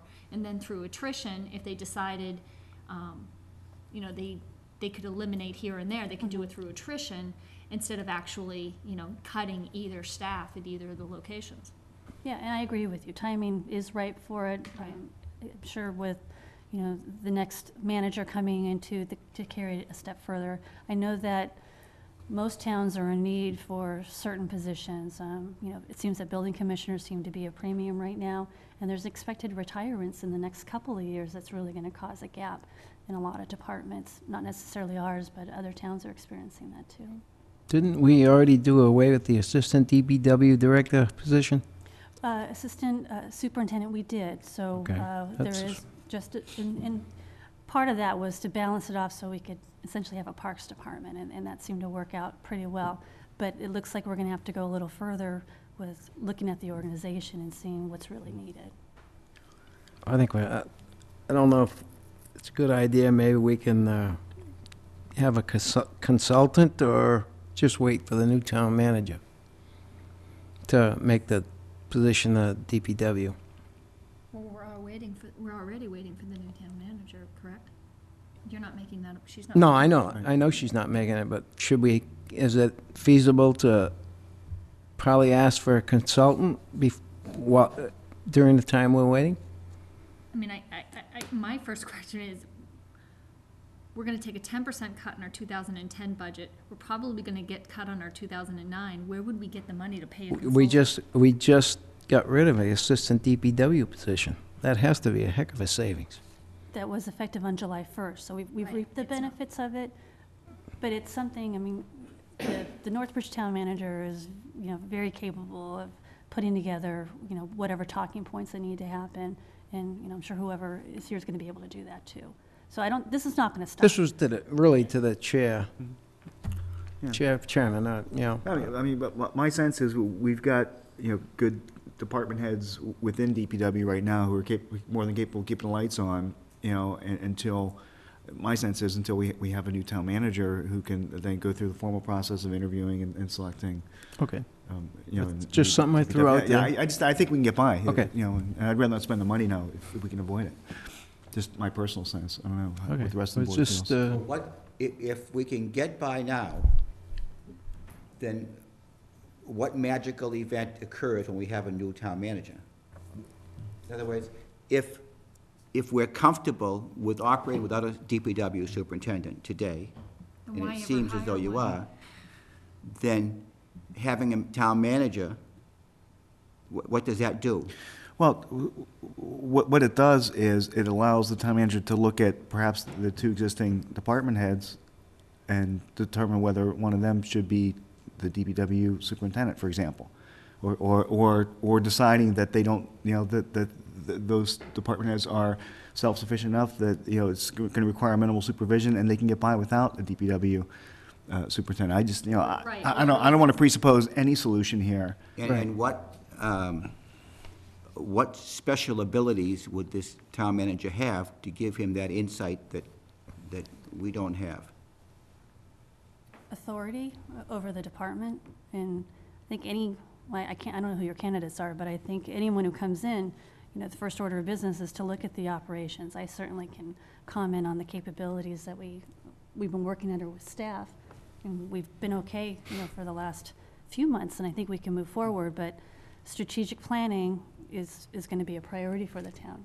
And maybe it can be done with. And that is the biggest issue. I mean, what we're talking about is operational execution versus big picture strategic. And Yeah. sometimes people who are great operational, people are not good strategists. In other cases, they can do both. All I'm saying is, if an objective case can be made that the operating departments of the DPW, highway and sewer and water and parks, can operate absent an overall superintendent, if a case can be made, then having a town manager doesn't change that. If the case can be made, the case can be made. If the case can't be made, it can't be made, irrespective of who the manager is. Well, the new town manager will have to talk to the DPW, who's running DPW now, who's running the highway now, and the water and So you're sewer. all comfortable with having no DPW superintendent? I'm not comfortable with it. until we have a new manager? I'm not. I'm not comfortable with it. I'm not comfortable with it either. See, I am, because I think that the pieces that you're missing are big picture strategic planning and overall management of those resources. Who breaks the tie, that kind of thing. And I think you can get by on the operational, getting roads plowed and those types of things for another couple of months. And we're not talking about in perpetuity here. And I would at least like the next person that sits in Jill's chair to be able to weigh in on this. And maybe they'll tell us, what, you've got, 4 great leaders in those areas, and with just a minimal amount of supervision, we can get by as we are. Or maybe they'll say, what, this one particular person is, should be promoted, whatever the case may be. But I'm not going to make that decision. Okay, just quickly, winter maintenance release forms, they've been mailed. We've gotten quite a few back, and they're also on the website. We've asked for them to be returned to us by December 31st. Could I ask you a question on that? Now, what if you don't get, like 50% of the street? What's going to happen then? We're not going to plow it, right? Well, we need to reconvene and, Right. what we said, we're gonna assume that everyone's gonna cooperate here and do this, but we will revisit the policy. Okay. Once we have kind of a sense. Because I have talked to people that don't want their roads plowed, believe it or not, but that's, Right. And we were also gonna look at, how many of the lots were vacant. No house on the lot or no occupants in the house, too. Right, right. We're gonna take that into but I was just wondering consideration. how we're going to go about it, and then you just answered Yeah, my question. okay. Okay. We'll address it once we have a census of who signed, who didn't sign, that kind of thing. So the same roads that were plowed and sanded last year are going to be done the same Right, this year. So right. it's been a question that people have asked about. Right, and So the it's still ones the that were same. not done last year are not on for consideration this year at all. And I ran into someone at Dunkin' Donuts the other day, and they said that their street actually was sanded, and they were on the list from last year, and so it is happening, so. Okay. Tree removals, there's a couple of 6 dead trees on Chapin Street, I think I have it spelled wrong, that are being removed this week and maybe part of next week. There's going to be, wood's going to be left on the side of the road. As Bob has told me, that's the typical practice. So I don't know if it's an Somebody will asset or scarf it not, up. but someone's going to make it go away. Peter? Are they gonna bring it down to the grade, or are they gonna leave a large stump behind? I don't know, and I can find that out. I would expect that they would have done it to the It's been an issue in grade. a couple of places, out-of-the-way places, Mhm. where they'll leave a 4-foot stump behind. I'll certainly look at that. DPW union, which has asked me, Not a stump. has requested to begin negotiations, and so if you want to start it certainly after the first of the year, then I would suggest that we have a member of the Board of Selectmen participating. That worked out really well with SCIU. So we don't have to make that determination tonight, but probably within the next couple of meetings we should. A question on those, which I forget the context that had come up, but why do we need to pay an attorney to be there with us? We don't. I had done negotiations without him. We had a labor line item that I hadn't used, and then with the retainer, because we had solicited an RFP to include labor relations, because they're there, I was really hoping, and it still needs to be done partially, is a complete revamp and review of all the collective bargaining agreements to make sure they're up to date with the Small Necessities Act and everything. So the negotiations we've had with the last two have been, one, the police department that have been ongoing for a couple of years, and then the recent one with SCIU was basically a limited issue. So the next session with SCIU will be a little more detailed. We're working on updating some policy procedures for DPW, and we've just finished a trenching and excavation safety policy. We submitted it to the state and circulated to DPW staff for review. And there was an incident in October of 2007 where OSHA was brought in, and the more recent incident, but with this policy, it should address the procedures, and it's worked in the last couple of months, which is good. Now, has that been distributed? It says not distributed to staff, but has that been distributed to the DPW workers in the water department? It's all a DPW, so it did get distributed, but we noticed that there's some language in it that's pretty, I don't know what the word is, a little complicated on disciplinary measures, and so we need the union to at least comment on that, and then if we need to make a change, we can. Okay. But the overall procedures, I haven't seen any, we haven't heard any issues with that. Because from what I was told, the workers themselves haven't seen it. I don't know if that's true or it's not true, but I was told that it's not out there yet. Well, the department manager said they reviewed it. So. Okay. And then we have some follow-up items that I'm going to put under a separate cover for the board to decide when to schedule. One of them was the economic development strategy. We've been carrying an item from Vice Chairman Potaski on ATV regulations. So want to give those to you, and then we can, schedule follow-up or further discussions on those. There's about 7 items. Actually, a couple meetings back, Peter had mentioned 2 or 3 things that he wanted to see the board address, and I think Cari had 1 or 2 as well. So I'll circulate the listing and just make sure everything's on there. I think we got it. We went over previous minutes. Okay. Where we captured it. Capital Committee met today. We have a new member, Peter Batista. He came to the meeting today, and I think he'll be a great contributor. So now we have 6. The bylaw requires a minimum of 5. And that's it. Just trying to finish up some housekeeping items before the end of the year, and then we'll get policies out to staff, like sexual harassment, things that we normally do in January will be coming up soon. Just as a reminder to everybody too, starting next week is the new schedule for Town Hall, with Wednesday being a late day and Town Hall being closed on Fridays. So just want to remind everybody again that it starts next Monday. Okay. If you don't, they'll call us names. Sorry? They'll call us names for not being here Friday. Yeah. All right, next item on the agenda, FY 2010 budget preparation. You had several questions for us, Jill? Yeah, just very limited today. The board had talked about 2 items in particular that you were thinking about putting forward a reduction. One was the town manager's compensation, and the other item we had talked about was town council's professional services agreement.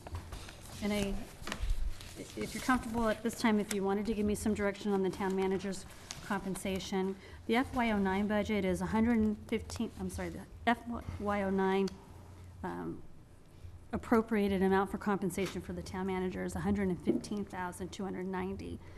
And so if, I'm not sure if this is a negotiation strategy, but if there was a suggested number, if you want to bring it down to, I heard 90,000 and 80,000, but I don't want to tie the board's hands at this time. That line item does not include incidental expenses like car allowance and professional development and those types of things. And I know the school committee, for example, with the superintendent's compensation, has a line item for compensation and then has a budget for professional development and those types of things. Are we talking? This is all inclusive of that. All inclusive. It's what I currently. And memberships and all Health that. insurance, no, it's, Right. that would be a separate line item in the department expenses. How about memberships to MMA There's and about all that? $43,000 worth of expenses. So you have the other department, well, you have Kim's compensation, and then you have the various fees, memberships, conference attendance, but in this particular compensation, it includes car allowance, deferred compensation, and I think the $2,500 tuition reimbursement is all. Is that out? Right. Okay, so definitely deferred compensation and a vehicle allowance. Okay. But not professional association memberships and those No, types of things? no. Okay, Its own separate line. okay. All right, because, I mean, what the board had talked about, No, we haven't discussed well, that. what we We talked will. about for compensation though, and we've done this in open session as well, was 90K as a target Right, for the, for compensation. Right. Other items become negotiating points. I know Peter's a big fan of the compensation is the compensation as opposed to, deferred compensation or other, avenues of compensation. Assuming that there'll be some give and take there, just for budgeting purposes, do we want to go like $5,000 above that, just from a budgeting perspective, or, what's the board's sense? I mean, I don't know. Can we get a breakdown of the various expense items for the town manager and Board of Selectmen on, what's going where, or, where it's going out and what it's going for? Give us a sense of what we're dealing with. And giving some thought to funding a contribution to the 11-town effort in FY10, since we voted that we're going to go ahead and do that. I'm wondering if we couldn't stop contributing to MORE and start contributing to the other group. We need a discussion of what exactly are we getting for money from MORE, and would we be better suited to redirect that money into another direction? Yeah, actually, the Moore Group, through CMRPC, we're looking to suspend membership dues and have it come under that other funding source that I talked a little bit about, so that's been something. I don't want to put the board on the spot, so if you want, I can level fund it, and then after you have your... Well, no, just if we could get a sense of what's all included in Okay. there. The total amount that the manager and the selectmen have that we spend over the course of the year. And then we might be able to better come up with a sense of what's nice to have and what's must-have. see, the other point that we should address at some point is whether the board needs, a clerk or an assistant or whatever, because in the past, the board's had, some administrative help. Kim is Jill's assistant. And I'm not trying to split hairs here, but in the past, the town managers had an assistant, and the boards had part-time person working our agendas and those types of things. And, I don't know what the workload is like on a day-to-day basis, but I imagine, doing this as well as everything else. She always looks busy when I come. Yeah. And that's exactly what I want to talk about, so if there were any Yeah. reductions, if we can set it Yeah. aside, because I think there is a need for some staff support, especially, Kim seems to like doing minutes, but it takes up just a lot of time. A question, with town hall closed on Fridays, are we gonna scramble on Thursday to get our package together? Yes. Yeah, okay. And hopefully sooner, when we have a late night, so Right. as much as you don't like getting your packets at 4 o'clock on a Friday, we don't either, so we're really trying to figure out how to streamline that Well, process. what we need to do is make sure we don't get things that are voluminous, that we're expected to act on, just a few days in advance. Now, this meta-comment thing, that's been in the works for a long time, and there's no reason why we couldn't have been, the onus couldn't have been on them to get it to us in a timely way. The ZBA wants things several weeks in advance. The Board of Health, the same thing, unless it's an emergency of some nature. right. And the Planning Board is the same way. Same way, yep. Okay.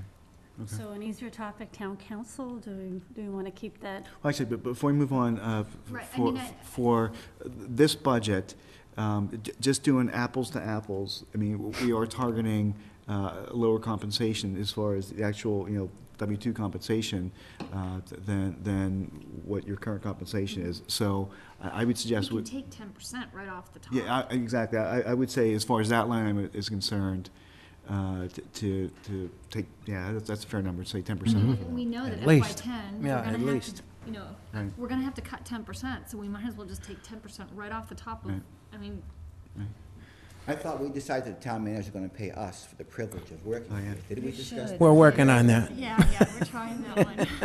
The list of candidates that would sign up for that, Yeah, I know it. would be, We'd have to hire police to I don't know, keep them away.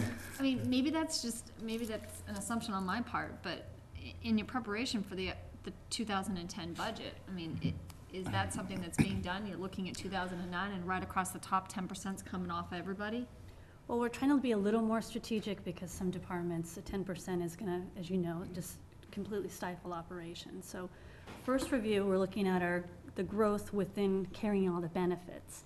When we get that back, then there'll be another version that we'll look through too for various scenarios. So it's still really preliminary, but I wanted to, figure out a way, if there is gonna be a little bit of savings, if I can set that aside, so that we talk about priorities. If it covers a Friday Council on Aging operational day, then that's the bucket we can choose from.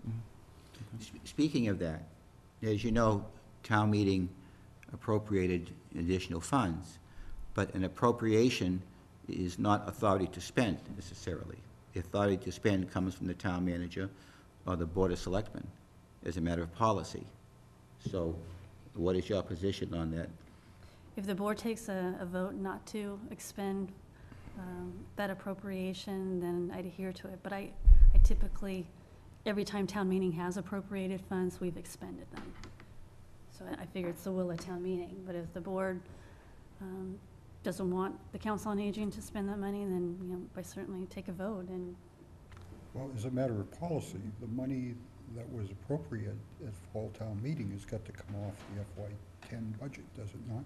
Yes, but is that good management practice? Does that make sense even for the senior center to do that? Well, What do they gain by that? And actually, the funding source that ultimately passed was the motion Insurance laws. that Don Sawyer made, Right. which was the savings in the insurance, although I understand that we had budgeted on that and built a plan around those savings already anyway, so I'm not sure that those monies are any different than had we done a transfer from stabilization. So we need to address that still, but, I was not in favor of the motion at town meeting, but I feel the town meeting has spoken, and I'm Town meeting appropriates money for different departments, but if we think there's going to be a shortfall, we issue the school department issued a freeze, unless it's absolutely necessary, stop spending money, because we're going to run short. Well, I mean, and that's why I asked one about the Yeah. freeze, but two, I mean, town meeting did make decisions, but it was never explained to town meeting that evening, it was never explained that if you give money to a department Yeah. and they overrun their budget, Yeah. then it comes off the top of the next Yeah. budget. That was not clearly I explained. thought you had done that I've- at the podium. You'd cover that, didn't you? I think you No. addressed that exact point. Well, the point I believe that I made is that, if you're gonna give them something and you intend for it to go into the future, that was the intent. You can take the money that they just had then and you can give it to them for 6 months if you gave it straight out of stabilization as a one-time expense. But I think my intent, the way that I was following Dawn's recommendation was, is if it came out of the insurance money, then it wasn't a one-time expense. It was something that could be, in theory, written into the next year's budget. Or he was giving a perpetual funding source for that, so that it didn't appear as a one-time expense. But it still questions whether or not it comes up as something that has to be recaptured from this year, right? It still didn't come out of the stabilization fund, though. Sorry. No, but does it still have to be I don't think it does. capitalized? Let me just take a minute and clarify that particular point. The issue with the senior center in the transfer was whether or not it would have come out of the van or whether or not it came out of the health insurance line item. The bottom line is, if there's available funds in either one of those particular funds, that would get them through this fiscal year. But if the health insurance line does not have the available funding or did not have the funding, that would not be a valid funding source. So the move, whether it had been from one or the other, really did not enter into the equation, because the Finance Committee asked that same question.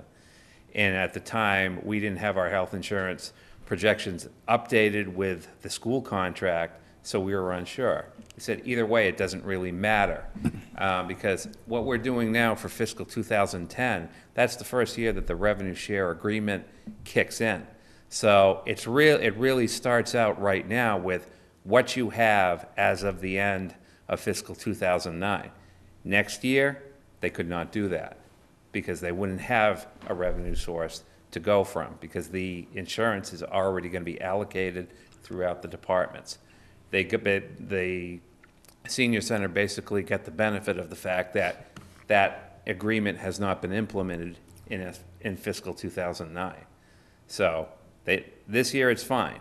Next year, no. that transfer would penalize them. So essentially, their baseline for the agreement is now $8,000 higher than it was Correct. prior to town meeting. Correct. So they're not going to be penalized in fiscal 2010. If they take the amount that they're going to be allocated for fiscal 2010 and they seek supplemental funding, they will be penalized from there on. Okay. I do agree Now I'm with that. confused, because we specifically had a discussion where it was explained to me that agreement was in effect for 2009. It's in effect to set up the basis for 2010. It didn't exist because for 2009, because we didn't have the basis of everyone's health insurance put in there. That didn't happen until after the open enrollment took place in May and June. So there's no way we could craft it for 2009 at that particular point. It is in effect now setting up everybody's baseline budgets, and from the school department to the senior center to all the other budgets. Everybody has received their budget, and that baseline of what their FY 2009 health insurance cost is in that baseline. So it's in they've the got it for expenses. starters. So if health insurance goes up higher, goes up 14%. Or higher than 14. Higher, that's gonna come off the department's bottom line. Absolutely. So this is a very streamlined approach to budgeting, where you show the cost centers. Years ago, the Board of Selectmen made a decision to make the then full-time fire chief part-time. Right. At a town meeting, a motion was made to increase the amount for fire department salaries, to bring it back to full-time, and town meeting voted that. But the Board of Selectmen said, we have the money to spend if we want to spend it. We don't want to spend it, because we don't think we should spend it. Now, the notion that, we should do what town meeting says, I hear that a lot. But when I hear that, I always remind the person who's saying that, the town meeting voted unanimously to rent the Pond House. Unanimously. That was 10 years ago. It still isn't done. It's rotting away. So, I'm working on it. that selective morality, okay, it's not honest. If you have an honest belief that whatever town meeting votes, that's what we're gonna do, then that has to carry no matter what. Or you can say, the law says town meeting authorizes the expenditure of money. If town meeting authorizes the expenditure of $200,000 to repair something, and we think we can do it for $150,000, we're not obligated to spend $200,000 on it. That's the job of management. That's what executives do. If we're just gonna do what town meeting says on everything, then they make computer chips for that. We don't need to be here. No. I am And I work, agree with what you're saying, but I also believe that if town meeting authorizes something, I agree with you. If they say you have up to 200,000 to spend, and we can do it for 150, by all means, we should do it for 150.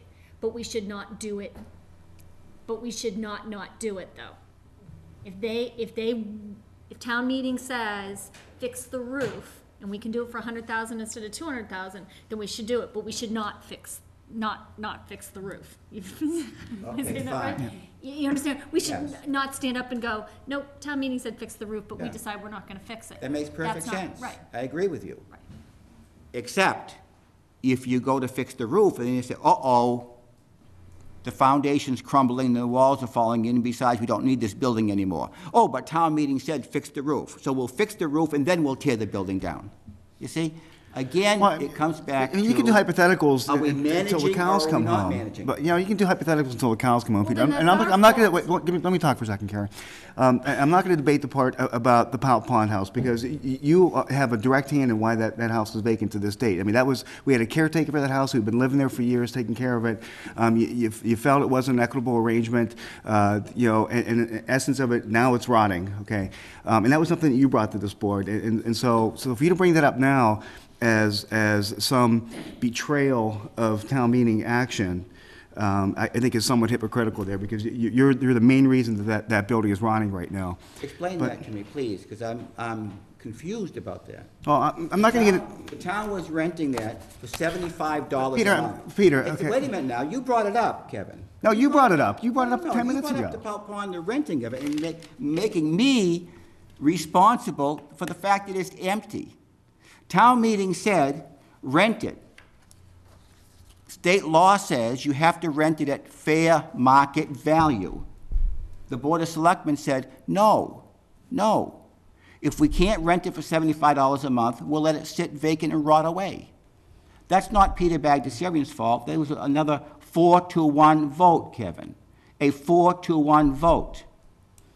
So what is fair market value for a one-room property with no heat? Well, that's a good question, but there's an answer to that question. We had it appraised by appraisers, because without even looking at the property, and I have all those files, by the way, I still have them, without looking at it, without ever being in the property, I said it's worth $400 a month, minimum. The board said, you don't know, we're going to have it appraised. They had an appraisal done. The appraisal said it's $400 a month. Well, we don't like that one, get another appraisal. They got another appraisal, $425 a month. Well, we don't like that either, so we'll let it rot. That's what happens. That's the reality. I'll give you all the documents if you want. I may even have the videos still. But that's not the issue. The issue is, and I'm not arguing one way or the other. All I'm saying is, we're saying that we have to cut, we have problems, we don't have enough money. The town manager, in presenting her budget and approved by the Board of Selectmen, said, this is what we're going to do with the senior center, and to accomplish our objectives, it's going to be closed on Friday. Now, either you say, well, that's what we decided, and we're going to stick with it, because that's what managers and executives do, or you can take the other course. You can say, well, if the people who go to town meeting want to give the money, well, let them spend it. That's valid too. But it is a choice that you have to make. Well, Mr. Chairman, I'm working on that Powell Pond property again. And I am gonna try to have it fixed up with no cost to the town. and rent it out. Good. And I want the same person that was in there before to be in there again. Okay.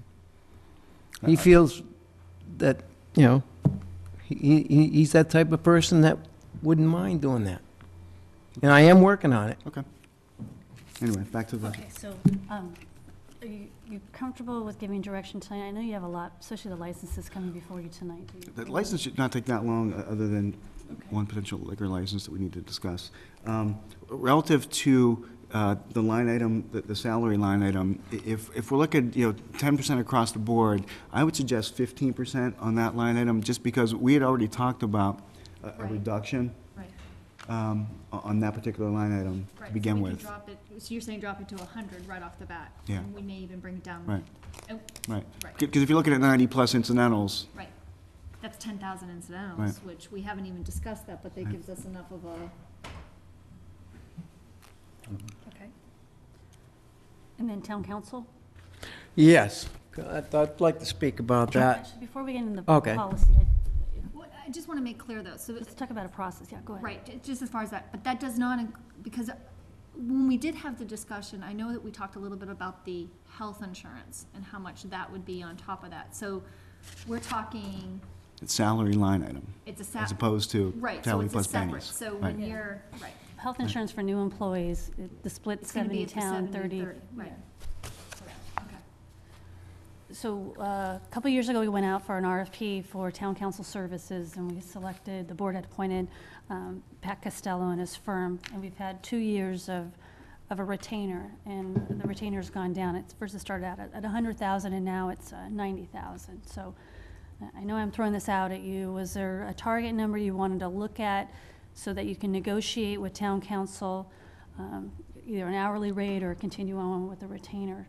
But I didn't know if the board was comfortable with presenting a number that we can stick Well, I do want to mention, one or two of the town manager candidates are attorneys as well, and although they would not be the de facto town council, there may be some savings, inherent in having an attorney as a town manager, and we may want to factor that into our thought process relative to town council. And the only reason I bring that up is it may be premature to give a number. Right now, I know Peter has a number, it's 40K, and I'll save him the trouble of sharing that with you. Well, it goes back to the item that Bruce wants to discuss.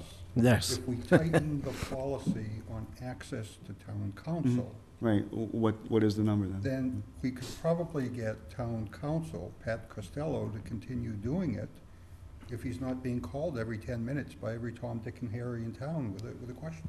And this has nothing to do with Jill or anybody else. We have a new town manager coming in, and I think we should, being the chief executive officers, I think it's up to us to set the tone. The new town manager's coming in. I think he should get permission from the Board of Selectmen to contact town council. Now, you have, most of them belong to all these, the MMA and et cetera, and there's, you have to look into these things before you call town council. I think if it came to the Board of Selectmen and you put down there, where have you looked before you call town council, and have it approved by at least three members. The only thing I would, We have a new town manager coming in. This is the time to do it, right now. but we should not be involved in the day-to-day operations of That the isn't town. being involved. Not day-to-day. That's not day-to-day. If we. We're if- if- chief if there was- policymakers. If there was a common sense approach to it, where you don't pick up the phone, the attitude that Yeah, right, we I have don't him on disagree with retainer, he's gonna do whatever we want for that amount of that retainer. Well, if we set the retainer at half of what it is now, but then we put limits on how many calls can be made in the course of a month. In other words, if you have a retainer of $4,000 a month, say, $48,000 a year, and then town manager is responsible for ensuring that the amount of phone calls made do not exceed $4,000 a month. It requires a bit of discipline in picking up that phone. I don't disagree with that. What I disagree with is that 3 members of this board have to okay before a phone call can be made. What's wrong with that? Well, There's because always if three you can't three get members 3 available. people- If you can't get I 3 don't- people who think it's a good question, if 2 think it's a phone call that needs to be made, and the town manager thinks it's a phone call that needs to be made, and 3 don't, we don't call town council. So then what happens if it ends up being a critical I question? have never and seen, council wasn't I have present? never seen an emergency in town. I didn't say an emergency, I said a general question. It A could be general very question can be, question. a general question, you can go right in that little computer there and find the You answer. can't, do you have access to Westlaw? Do you know case law? Do you know what the precedent is? Do you know how it's There's been Mass interpreted? General laws. You can't. She It's belong- she not bel- unless the you're ma- on Westlaw. You Do you, won't do you know the belong court to, cases. do you belong to certain, Do you have access to groups? Westlaw? I don't have access to Westlaw. The Mass General Law, General Court has a big disclaimer saying that this is just statutes, no updates for case. but you have access to other town managers and other, And we use it. There's I occasions just, where- I just think it's Yeah. ridiculous. I'm just struggling with the mechanics of it. Like, for example, we meet every 2 weeks, best Right. case, at least scheduled meetings. And then there are sometimes where there's a 3-week gap, in between meetings. So is the town manager supposed to queue up, these are the 5 or 6 things that we feel we need council to weigh in on, and then wait till a regularly scheduled meeting? No. Or are we gonna be having emergency board meetings once a No. week, or No. are we gonna have the town council approval meeting every other day? No. Or- All I'm- it takes is a phone call to the chairman or to You get just three, said 3. three, well, I'm Which means saying, we've got to That's a post. quorum. We have to post a meeting for that. The mechanics of it don't worry. That's what I'm struggling with here, is I'm not debating the control of we council. are the chief policymakers. And I'm asking for a protocol, a legal, mechanical way of doing this that allows us to, to be responsive. There's just too many dumb questions being asked. I just think we can save a lot of money this way. And if you don't believe it, No, but help me with the mechanics. How do we make it happen now?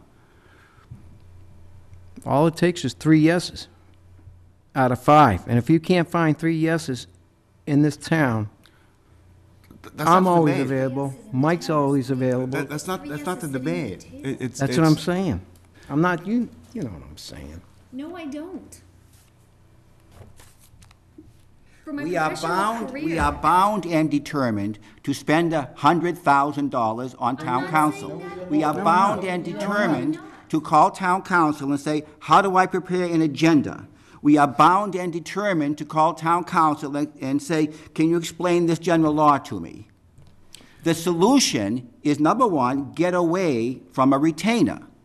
The notion, I don't know where your $48,000 came from, but. Hold it out of the air. Okay, I know that. It's a rhetorical question. But you see the danger in that, Mike, because sometimes you have things that require the expenditure of money. So if you say, oh, I'm okay this month because I only spent $4,000, if you didn't have to spend $4,000, you're making a mistake. Fee for service. I don't mind paying for what I receive. And if you pay for what you receive, then you think very carefully, gee, do I really want to pay that amount?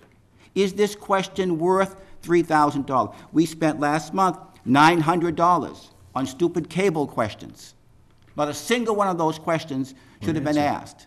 They certainly wouldn't be worth $900 asking the questions, but they were asked because we have a retainer. There's no benefit to the town of having a retainer. It is insane to look at a bill and see 5 or 6 telephone calls a day going to town council. Idiotic questions. And that's what you have. But we have a policy. We only listen to people who don't have any knowledge of the issues. Bring me to some closure on what the process should be then, to authorize access to town council. Very simple. No one calls town council without Board of Selectmen approval. Okay? Now, once you do that for a while, word gets around. It isn't a problem. It's only a problem because our mindset now is, gee, we have to call town council 5 times a day. Why are we calling them 5 times a day? Because we have a retainer. It doesn't cost any money. That's the mental mindset that we have. It's not a day-to-day operation to call town council. And again, I would recommend, right, that if you want Board of Selectmen, you don't do it by a majority of the vote, and put it into the hands of the chair. Chair approval in order to call. That would be nice. Once you have a system that first requires board approval, then you can give it to the chairman. Why? But Why can't you just give it to the chairman because straight you're going to off? continue the same thing that we have now. yeah, I just need to understand the mechanics, because, That's the mechanics. Board approval. okay, yes, the board has to vote on it, but, so every other week, we vote on the things that staff is allowed to call town council on? You can do it as Bruce suggested. How? How? A series of 3 phone Somebody wants calls? to call town council, what's the question? Well, this is the question. Now, 9 times out of 10, you're going to be able to say, listen, you want to answer that question? Call the Secretary of State's office. Call the Attorney General's office. Call the Department of Housing and Urban Development, or whatever it is. That's what you're going to find in practice. If you look at the bills, you won't have to ask these questions, because you will see what's being asked, and you will know there's Okay, so no how is reason that to gonna ask be- those questions. So they're gonna come before us. Every 2 weeks, we will have, No. No. No. Somebody wants to call town council. How What do you else want are to they gonna- ask? What do you want to how are ask? they gonna survey us? If you have 3 of us, we have a quorum, and we have to post a meeting, so how are they gonna ask us the Please, question, give me a Peter? break. Well, come on, if you either gonna follow the policy or you're not gonna follow the policy, Peter. Or open meeting law. I mean, I mean, come on. Don't give me the open meeting law. If Peter, I have a question, it's a I can law, call Peter. Bruce. I know the law, Kevin, and I'm not behind bars yet. And I've been around for a long time. I can call you and say, Kevin, what do you think? but as soon as you call several members and call somebody serial else. phone Please, calls, that's a please, violation please. of the Then- open meeting Then law. fine, fine. You can name me as the official violator, and I'll take the responsibility. I mean, what are we? We have enough meetings anyway. Every 2 weeks, you need, But we're not gonna openly violate a policy, guys. law. I'm sorry, we're not going to do it. So, I mean, we can't set the policy to violate the law. You know. every 2 Policy weeks. is not to violate the law. The Well, it policy is. is. It is, you just takes said it board was. You're approval. gonna, board approval of 3 means we're gonna have to post. That's all, and that's what Kevin is trying to say. How are you gonna handle this? I understand exactly what Kevin is trying to say. And I understand what you're trying to say. You don't want to do it. If you don't want to do it, say, I don't want to Peter, do it. I I didn't want to say spend I didn't wanna do it. $100,000. I How are want to you going to spend do it? $40,000 or less. I don't even want to spend $40,000. I wish we could hire a town manager that had all of the answers and didn't have to turn to council. That's But that unrealistic. isn't, that is unrealistic, Yeah. exactly. I'm probably more frugal than you when it comes down to it. I don't want to spend the money. We do have some good candidates. We do, but, you know, as one of the candidates who is an attorney said, look, I am an attorney, but I'm not practicing, and I shouldn't be looked to as town council. That does We don't- not we mean don't that want they're 'em to still be. not gonna be looking to town council for an answer. That's right. You're right, Cari. And keep in mind, they call each other brothers, you know. Yes. And there's a reason for that. Right, because they want to give each other money. Yes. So our attorney bills could be higher if we have council on the board. The only way to control town council costs is to appropriate $40,000, fee for service, and we strictly control access to town council. And if you're afraid to do that, or don't know how to do that, then fine, that's okay. I'm willing to do that, but I'm trying to struggle with the mechanics. Don't worry about the mechanics. Because I think if we budget $48,000 for town council, and we say, yes, time and materials, then any town manager is going to watch that budget, because no town manager wants to get into a position of overspending a line item. I remember when a town manager got in the position of spending $150,000 for town council when we had, what, 70,000 allocated or 90,000 allocated? What's our current hourly rate of town council? 165? the retainer's 90, so I think that was it 165? Was it 165? No, no, 125, it's low. There's 130, I'm thinking 135. Would it be but- the same if you were not on a So they're retainer? not, no, I mean, No, they it's give gonna you be a like market rate. $2.50 an hour. I'm not What's so it- sure. I mean, he No, wants to retain business too, so Right. I'm sure he'll be competitive if you see other towns. that It's have gonna be 150, 160 an hourly hour, rates. probably. Yeah. Yeah. Which Yeah. is cheap. That's not a lot of money. I'm just saying, I'm just trying to get a number, okay, if it was 175, and the figure was 48,000, that's 275, just shy of 274 hours a year. Okay. That's 5 hours a, By 12. that's 5 hours a week. Divided by 52 weeks, It's 5.5 that's hours a week. 5 hours a week. Right. That's a lot of time. That includes Now, negotiations. I can show you town council Negotiations. bills. And litigation, Well, this board does not generate litigation. That's Perhaps we right. should have the ZBA hire its own attorney. put it under the ZBA's budget? It's still, it's still a dollar, whether it's on No, our but budget or that. it's being fair to the town as far as which departments expend the money of the town. I mean, that's all it is. I agree with you. It's still the same pot. A dollar's a but just dollar, but I mean. you For know, everyone to understand but- where the But money right is now, being we could spent. categorize, by looking at the bills, where the money's being spent, so. That's just a different exercise. well, I was just saying, if there's an emergency that comes up, Mr. Chairman can authorize it. And You then know, defend the decision. that's right. That's right.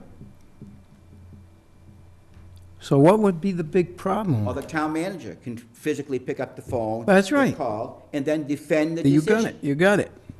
You see, the mechanics are easy in practice. When we sit around talking about it, it sounds insurmountable. In practice, it's very easy. It worked for year after year after year after year. It's not something we're just inventing. I agree. The And thing that I was agree invented we was the- Get off of the retainer. I agree. We go for time and material, we budget a reasonable amount, and we make it incumbent on the town manager to stick to the budget. See, You can't do that unless, you have to start out with, it needs approval by the board. If you don't do that, it's not going to work. Why do we have a manager if the manager can't have the discipline to understand, stay within the budget? Because a manager, whoever it is a human being. Human beings have certain characteristics. And I understand characteristics of human beings because a small part of me is one of them. Okay, so what's the difference, though? If you follow that philosophy right there, Peter, what's the difference then if the manager asks the board, okay, the board, 2 say yes, 3 say no, what keeps the manager then from still picking up the phone and calling council? What's the difference? Keeping your job. Well, if they don't, That has a powerful effect. which, if And- they're not staying within the budget, it's still the same thing. They can still The lose reason their we have the job. problem we have is because no one has raised the issue except me.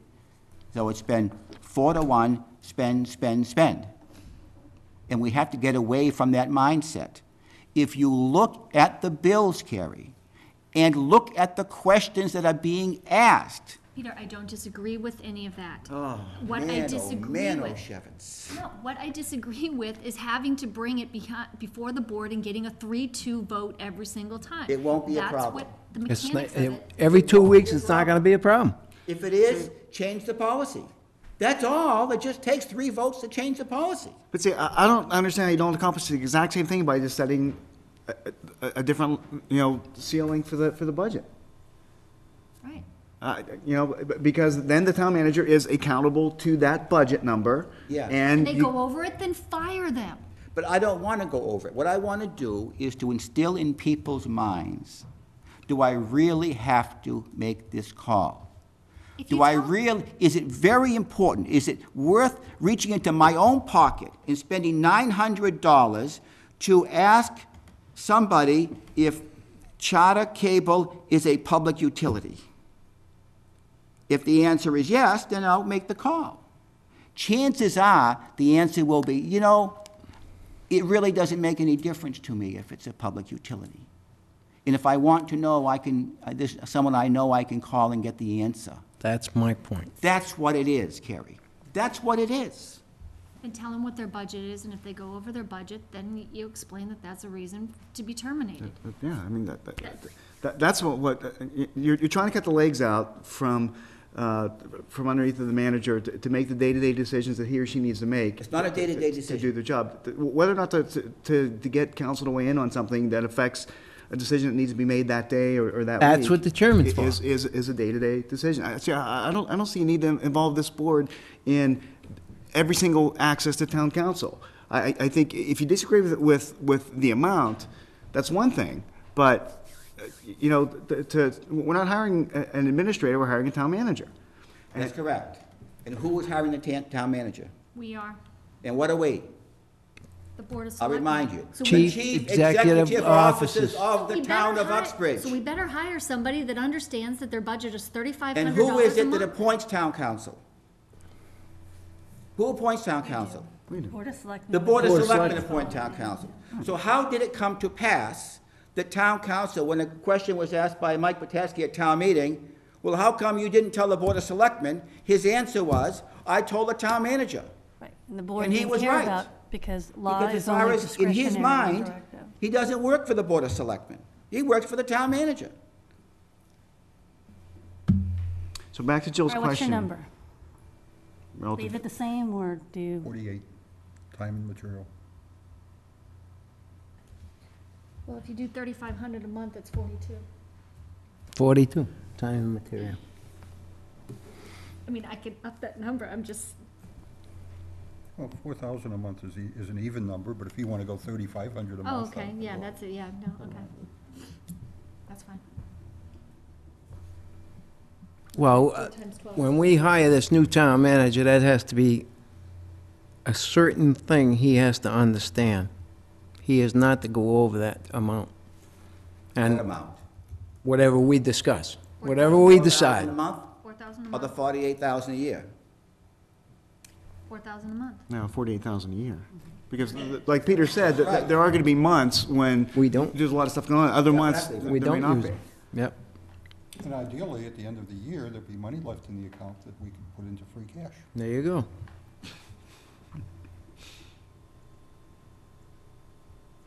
That's why you Either say change the amount 4,000 or change the policy. That's why you say 4,000. But you A let the manager month. spend only 35. Well, if you say 4,000 a month, an expenditure greater than that requires going to the board, they will not cap the 4,800 within the year.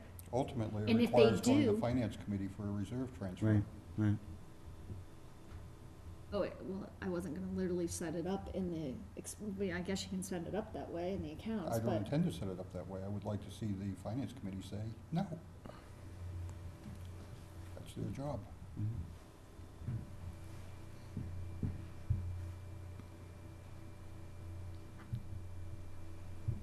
You're mulling over something.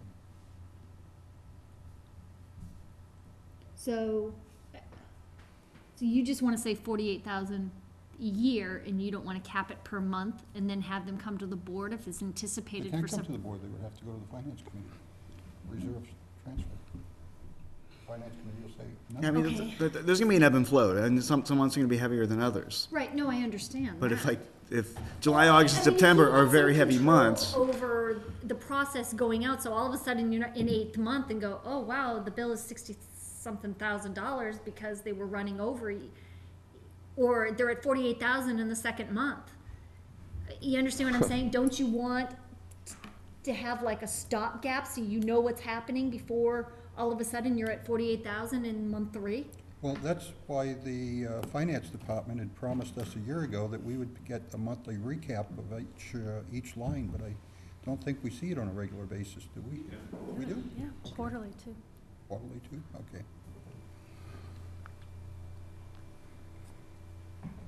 It's hopeless, Bruce. I know it, I know it. I've got a cramp in my leg. We gotta do one or the other. Hopeless. I think you could accomplish it by setting the cap. I don't see that we need to change a policy relative to the I actual just action. want this new town manager to know that we are watching that particularly close. So, Well, Peter's watching the current one particularly close. Doesn't do any good. It doesn't, yeah, that's not doing us any good, so we either lower it or make a policy. well, I mean, throw a number out then that you guys are comfortable with, you know. 48. Okay, I mean, you know, I think, just looking historically, it's been over 10 years since we've been able to control costs to that level. So if you think that's a realistic number, you know, I don't. I think probably $5,000 a month over the course of a year it would still be a step in the right direction and keep chipping away at it. I mean, it was 147 3 years ago. We're down to 90 now. You know, $5,000 a month to take it down to 60. Why don't we make it in the middle, make it 50? I mean, we're talking about a budget number right now, and it's all going to come out in the budget anyway. But you know. Okay, I guess the question is. What I need is not to have an hour's discussion on this every other week, and That's then right. have complaints that our meetings go until midnight. Okay, that's what I need. Well, I don't All right. complain they go till midnight. All right. I don't either. I do. I guess the question is the town happy with current council? Because what I would, Yes, okay. It's not the council. Okay, so it's the level of utilization I understand coming that. out of this office. Right. that we So are- when we're looking at the figure, just, if the rate was $175 an hour, which is a good rate for an attorney, I don't know what Patrick's, you understand what I'm saying? You're talking 5 I can't cost it hours. out because I don't know what his rate's Yeah, gonna no. be. I mean, I would be surprised if it was 175. I would, But so can we run the town with 5 hours a week well, of that's what I'm of, saying, of, right. of town council, recognizing that in this next year we'll be looking at 3 union negotiations. For which we don't necessarily need town council. No, No, at some point because- you will likely need some. Yes, but not to the extent that they're gonna come down to Right, every right. negotiation meeting. If town council's rate was $225 for just those 5 hours a week, talking the same time frame, okay, it would be $58,500 if the rate was $225. That's the point I'm trying to make.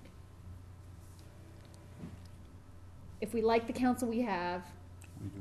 okay, I mean, then that's, you know, if the rate's 175, then we can get it for 48,000, but if the rate's 225, then you're talking 58,500. I mean, So I'm just he's throwing going to want to that- retain as much business as he can, but he's not going to give his services away though either. Well, so. and we also don't wanna, I mean, there's a point where you can be, pound wise and a penny short, is that the right saying? My point is that, you don't wanna limit it so that, if you need to call town council, it really averages out to only, an hour a week or 2 hours a week, because you cut the budget so low that it's not realistic. I'm not suggesting we do that. And I'm not thinking in terms of hours per week. Because sometimes things are intense and you will utilize town council because there are important things you need to do. That's not where we're spending the money. Look at the bills. We're spending the money to ask town council, how do I prepare a budget? Okay, let me ask you How this. do I Peter. use cable funds? Have you evaluated the bills in the way to see how many hours within a year you've personally felt were reasonable calls? Do you know what that how many hours was No, I that? haven't done that at all. I mean, Okay, then maybe that's a way to understand, instead of just picking the number 40 or 48. I didn't we just look at pick that the way. number, Cari. No, you've always talked about the number 40,000. Yes. Okay, But so it you've didn't just- come from the sky. Okay, so how did you come up with that number? By looking at the bills and looking at the questions we ask and how much time it takes them to answer the stupid questions. And then at what hourly That's rate how I then? do it. At what hourly What rate? hourly rate did you factor in to come up with the 40,000? How many hours per week at what hourly rate? You didn't. You pulled up a round number and said 40K. No. Copeman and Page was charging $125 an hour. Then they went to $150 an hour. And I think these new people are a little bit higher than that. I'm not sure. I know the rate is not I think last unreasonable. year of Copeland and Page was a little bit higher than 150 too. Yeah. It might be I think they're 160. lower. I think they're about 125 or 130. Is that what it was? Okay. Okay, so if I take You might 40,000, that's how you came up with the 40,000, divided by the rate of 130, is 308 hours. okay? So if we take 308 hours of calls you thought were reasonable, and we multiply that by the rate that it could be if you're not under a retainer, because it would be a different rate. Probably you have to do 150, I guess. Okay, just if so it was it's 225, then it would be 69,300. And I would not be ashamed to go to the Finance Committee for reserve transfer, or go to town meeting to ask for more money, if need be, because I would go with the bills and say, look at the questions we asked, and you tell me if we're asking foolish questions or not. We can't do that now, because if we have anyone look at the bills, they'll say, what, are you crazy, asking these questions? I understand things are variable. I understand you have issues come up that cost more than you anticipate. I know those things. So again, Okay, what's so the why don't we budget number then- for Jill? Okay, so then, okay, 48. well, if you just go on the, the hours that we had based on that, why don't we set it for 70,000 and find out, hold on. Come let me on. finish. No, that's divided by the amount of hours that Peter said in the bills were reasonable calls. Do you wanna actually undercut the budget and then have to go back and try to go over budget at the end of the year? All I'm saying right now, preliminary, set the budget for $70,000. Find out what the rate will be. Then multiply that by the number of hours that came up to the 40,000. I didn't give you any hours. And that's your number. I didn't give you any hours.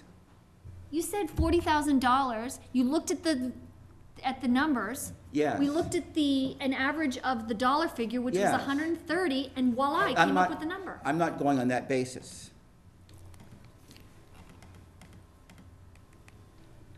It's 40,000 divided by 100.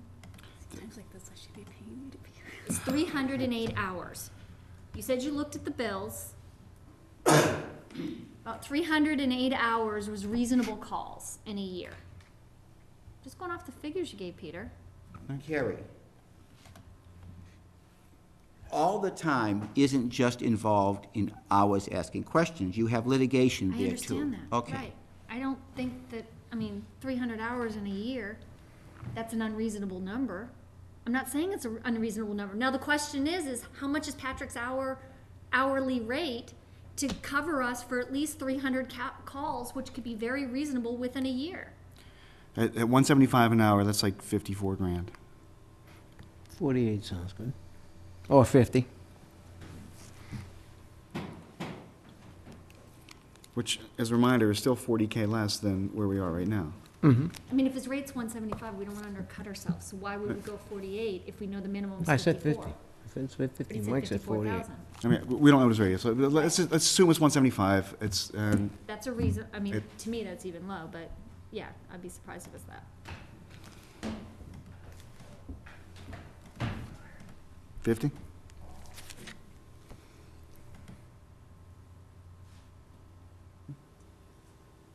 Yeah. All right, use that number. I'm sorry, 50, is that the number you want me to use? Now, was that a motion? Do I have a motion? Second. Okay. What's the motion? Yeah. Motion was for 50? 50,000. 50,000. Second.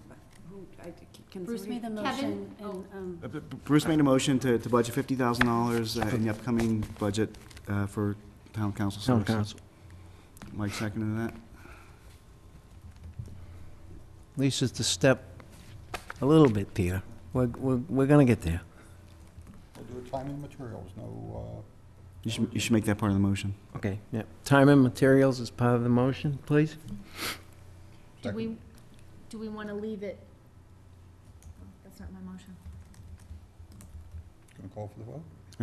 Any other discussion? No? Okay. Well, I guess my only question is, will the board consider if the hourly rate is higher than the 175 to adjust for the hours? You don't wanna put that on Cablevision, because somebody will call Pat and tell him 200.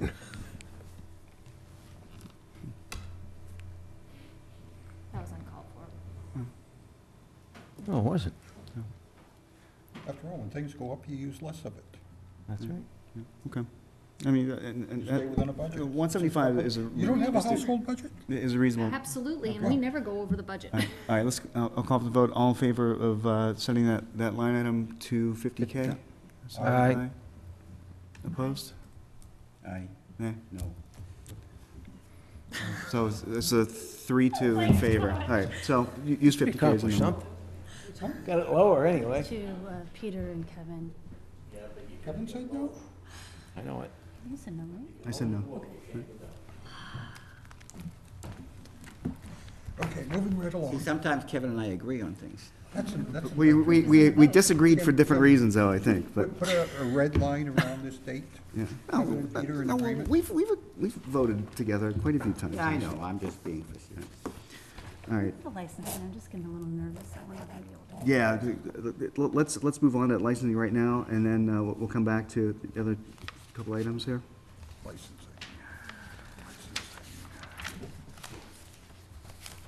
All right, Kim, you gave us updated I did.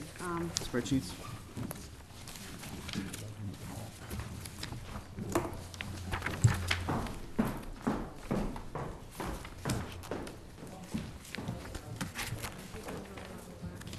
Peter, what'd you do? Just stormed out, what'd you do? Who? She was going to get something, I think.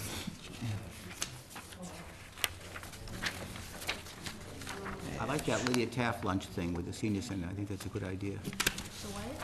The senior center, having the seniors go to Lydia Taft once a month for lunch. Yeah. I like that. Not a bad idea.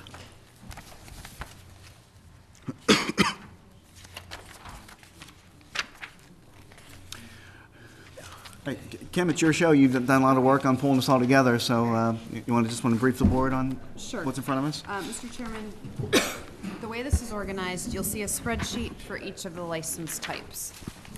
And what you'll notice is a number of the businesses do have multiple licenses, but if we go through by license type, I'll point out any changes from last year.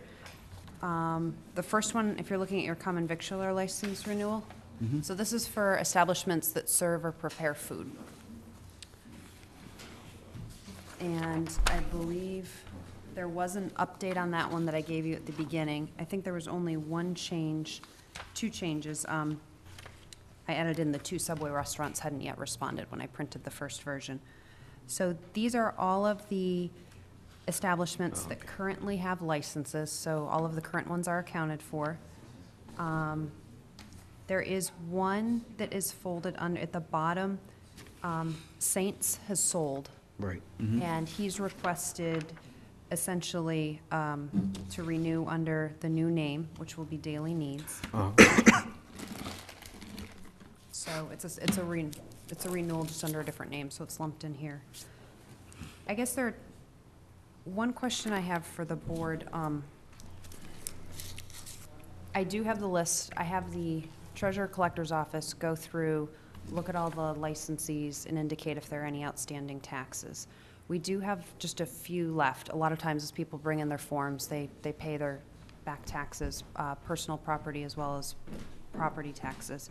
So I would just ask that the motion would be for the licenses to be renewed, subject to payment of those taxes.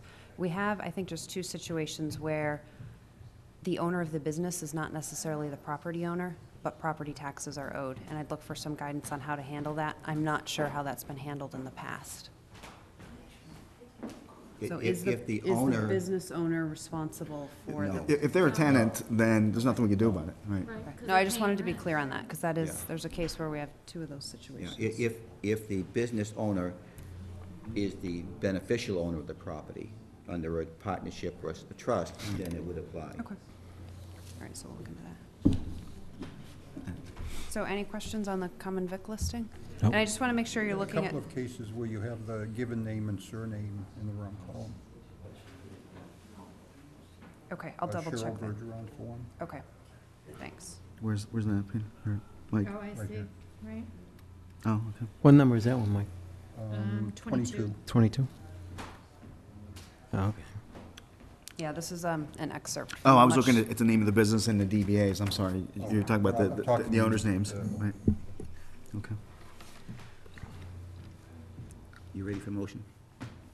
Are there any We're only doing the common vic. This is common vic right now, And right? it is, the one that I'd like the motion to be for is the update that I handed out at the beginning, which the bottom right corner says updated 12/8/08.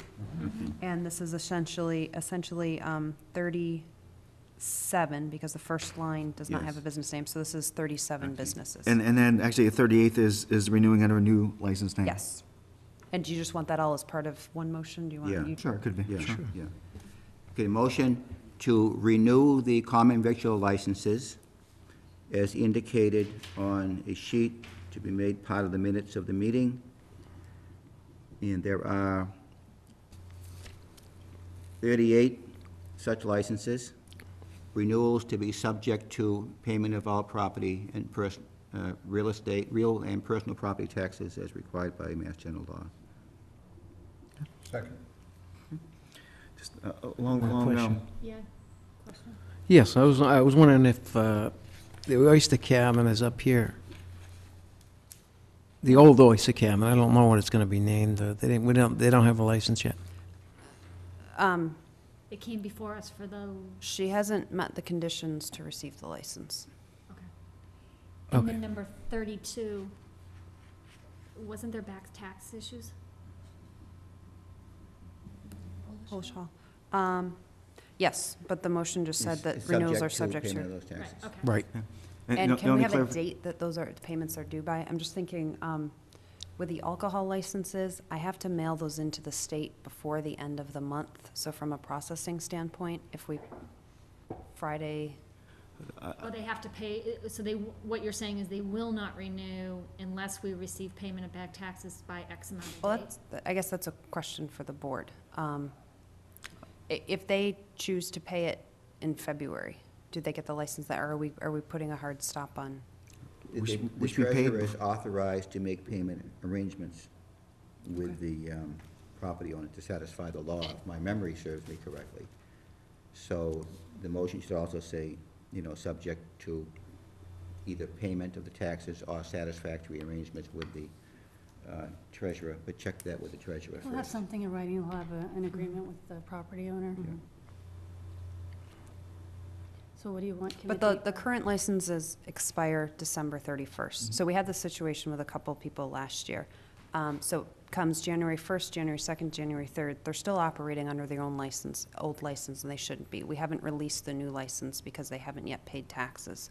Or made an arrangement to pay Right. taxes? So is the renewal subject to taxes being paid by a certain date? And then the board, by not paying by that date, there is no renewal? Well, either taxes being paid Or or arrangements satisfactory arrangement made for Yep. payment with the Right. treasurer. And if that doesn't That's correct. happen, I guess I'm trying to clarify, if that And doesn't license is happen. not No renewed. license. Then the No license does license. not renew. Right. Okay, so could I ask But you for want a- a cutoff date Yes. before that, so how about December, 31st, I mean, well, no, she I- needs processing time. And You can't have a Friday either, No. so. The 26th of December? That's Friday, Christmas is on Thursday, we close. What, we close on Christmas? I know, unbelievable, can you believe it? 26th. The 18th is a Thursday. Yeah, I'd ask for Thursday, the 18th, just to allow with planned time off and the holidays. Okay, Okay. you okay with that, Peter? 18th. So, Mike, second. okay, Now, are they gonna be notified? yeah. Any of the any individuals with outstanding taxes I'll notify them. It's a relatively small This is list. the 8th, so that only gives them 10 days. But, you know what? Well, they already know. They already know that. Right, Or but to make of the arrangements, too. cutoff, Oh, right, right. Right. Okay. Right, okay. All right, any discussion? No? Nope. Okay, call for the vote, all in favor? Aye. Aye. It's unanimous. Okay. Next one, Kim?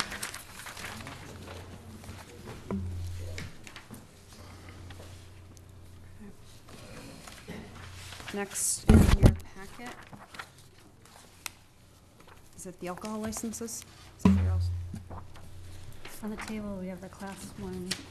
But in the, I was trying to go through the order in the packet. Alcohol okay. licenses. There was an update to, Victual- Automatic amusement is the next one. okay, in the- let's do that one.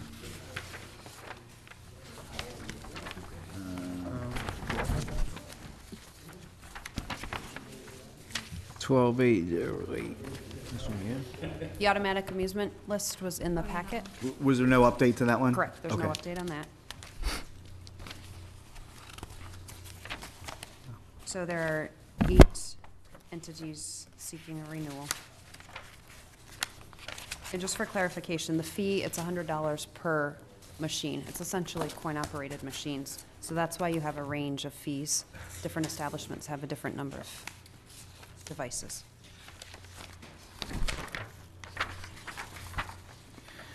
And again, if a business owner hires someone to place machines there and essentially rents those machines, is the business owner still responsible for paying the $100 per machine and not It the goes owner with of the the machine? entity, correct. It's based on location of the machine. So if the machine is at, you know, if you have 10 vendors with 10 different machines, but it's your business, you're responsible for it.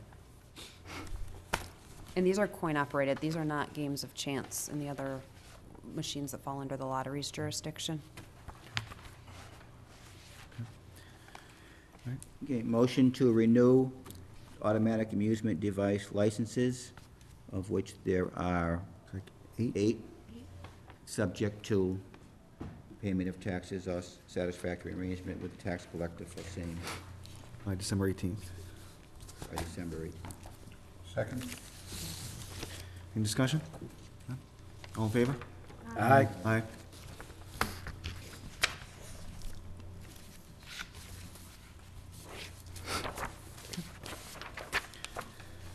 Do you know what the penalty is if you have an automatic amusement device without a license? No. No. Revocation of the license. That's what the state law says.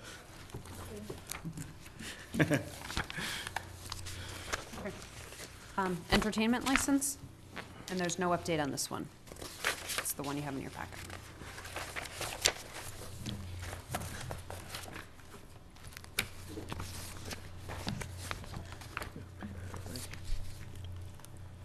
Motion to renew 2009 entertainment licenses for the entities listed on the sheet made a part of the minutes, of which there are 12, Second?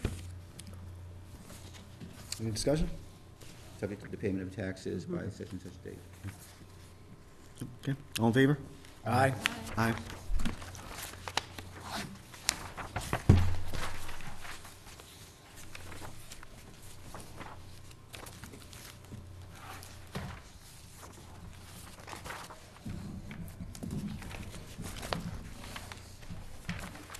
And then the last one is the, or last in this group is the alcohol licenses.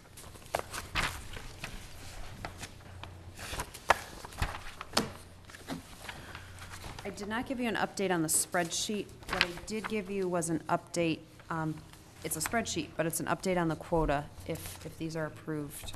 And then there's also an update from Chief Freitas. There was a letter from him included in your packet, and then there's another letter he provided today.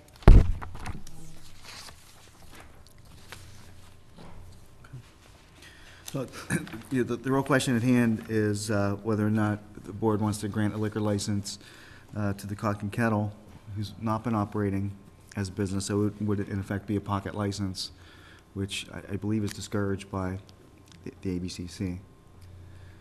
Well, they're actively in the process of renovation, right? So would- Right, I talked to him, I talked to the chief today, and I also, at 3:30 this afternoon, talked to Colleen, who owns part of the business at the, Cock and Kettle, and she says there's ongoing negotiations with 2 or 3 parties, and she would like to keep her license to make it, it'd be better for her if she had the license while negotiating. That way they can just turn a key and the place is there. Mr. Chairman, I just want to clarify, if they sell the business, the new owner still has to go through the process of the transfer and the request, so it's not immediate. Well, Well, as far that's as- my question is, you know, we're not up against our cap yet as far as number of licenses we have in the town. So it's not like if this is not granted, it's gonna get swooped up right away. I mean, it potentially could, someone come before us, but, you know, we also have the power to grant those licenses as well. there is no, in my opinion, intrinsic value in it because there are licenses available in town already. You know, it'd be worth a lot more as a quote-unquote pocket license if every license we had already been granted. Right.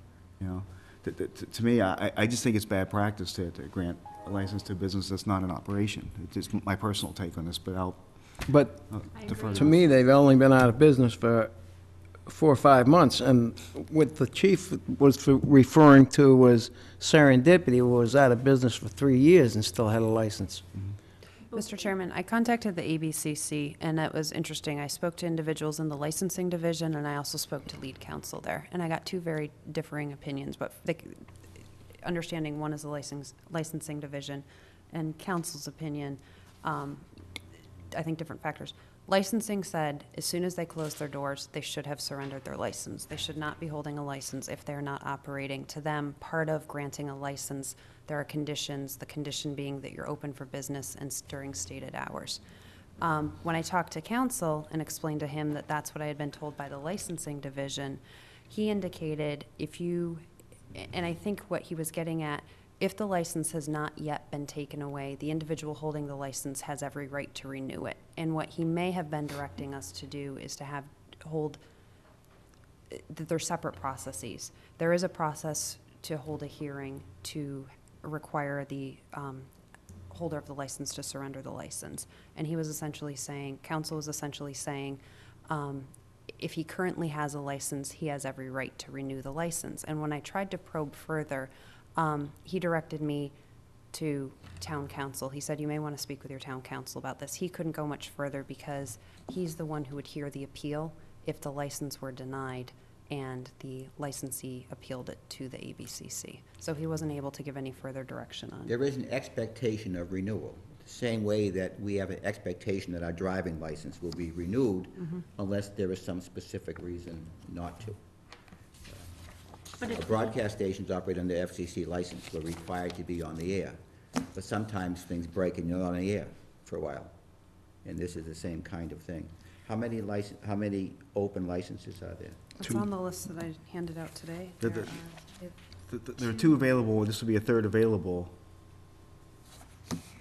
But if under the ABC, one of the requirements is that they're open for business, and at the time of renewal, they're not open for business, and we have information that they're not open because they are officially out of business, And trying to those are sell. circumstances that are different from not open for business right now because they're under renovation, or they're under a restructure or something of that effect. We know they're not gonna come back as a business. Nick Sampson, one of the owners, contacted me, and he expected to be here tonight.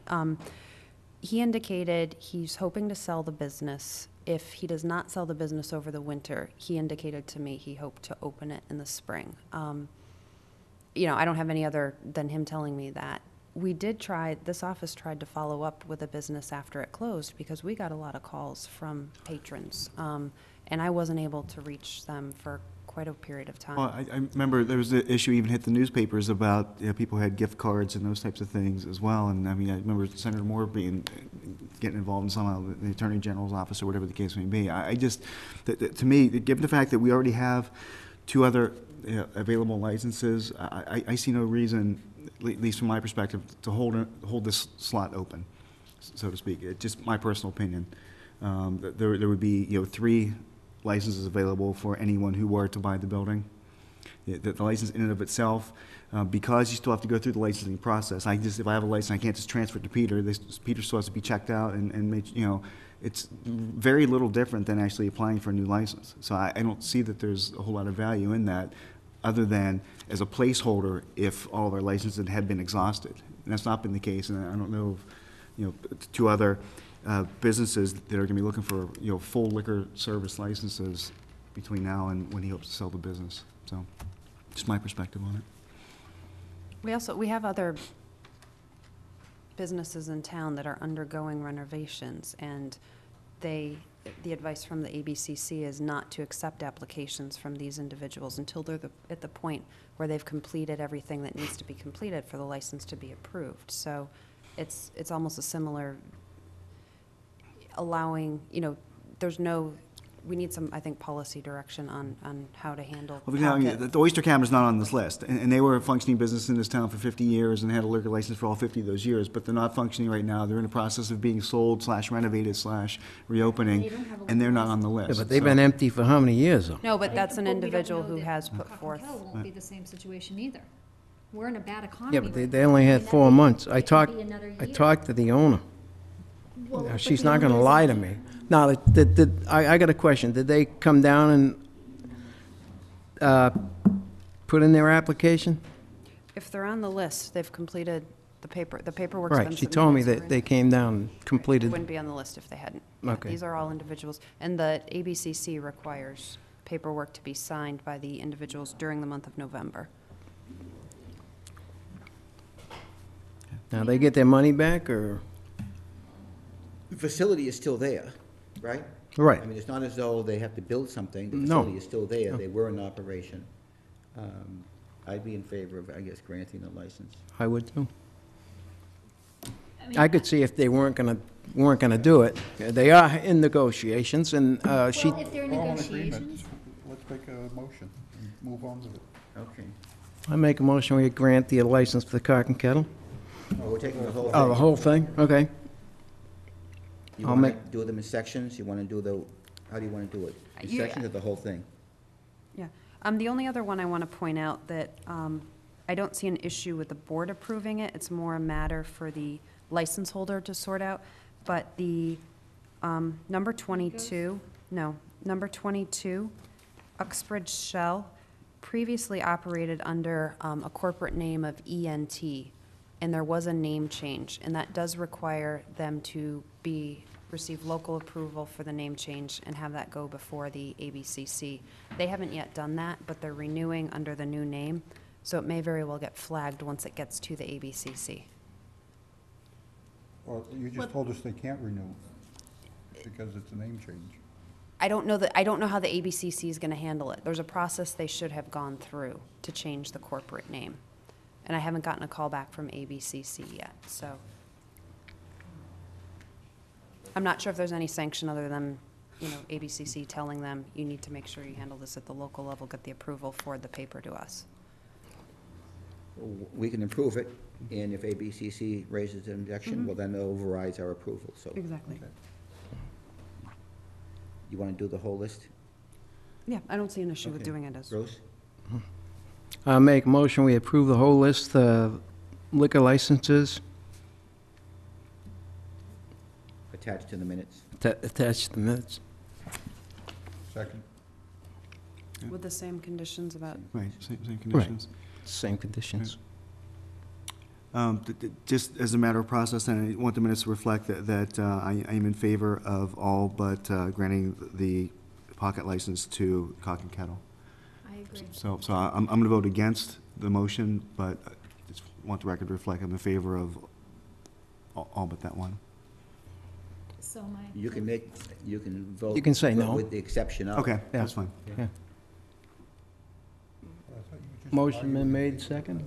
No, I was saying we should, No, it's a pocket license.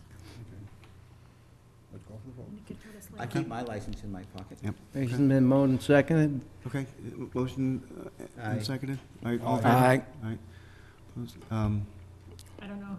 I'm not quite sure. With the exception of Yeah, in favor with the exception of Cock and Kettle. Cock and Kettle. so how do I capture that as a vote? I don't know. Just, you voted for the list with the exception of. Right. Let Cock the and Kettle, record name it. reflect, I Yeah. guess. Right. No, I voted for All of them. Right. all of them. Yeah, there's Okay. there's Okay. 3 votes for all of them and 2 votes for all but. Okay, All but Cock and Kettle. okay. I wasn't sure how you said it. Probably should have broken them out separately, but.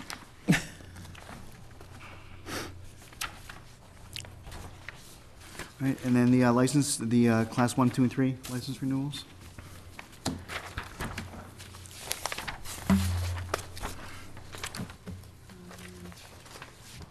I believe there's an update that I left.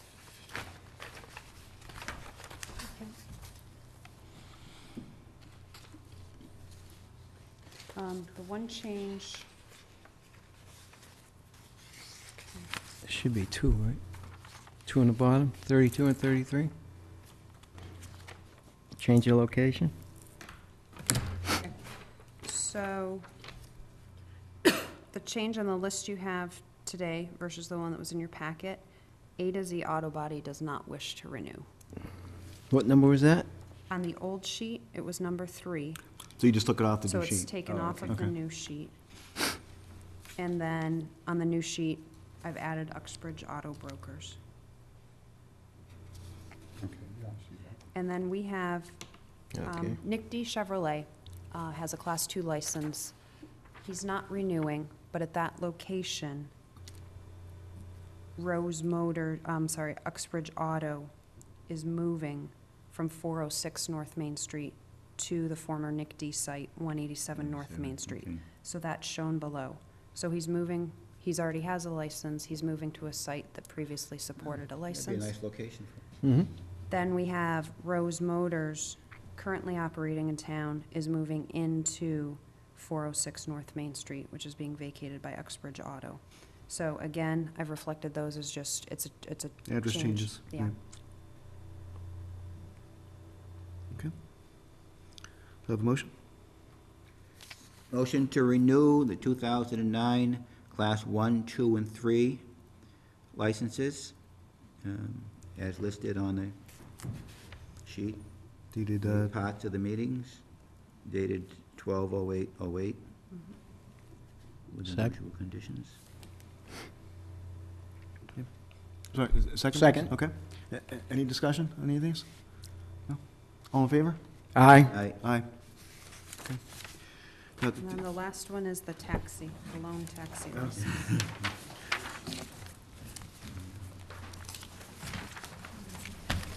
Did you mention when the licenses are gonna be available? Not yet.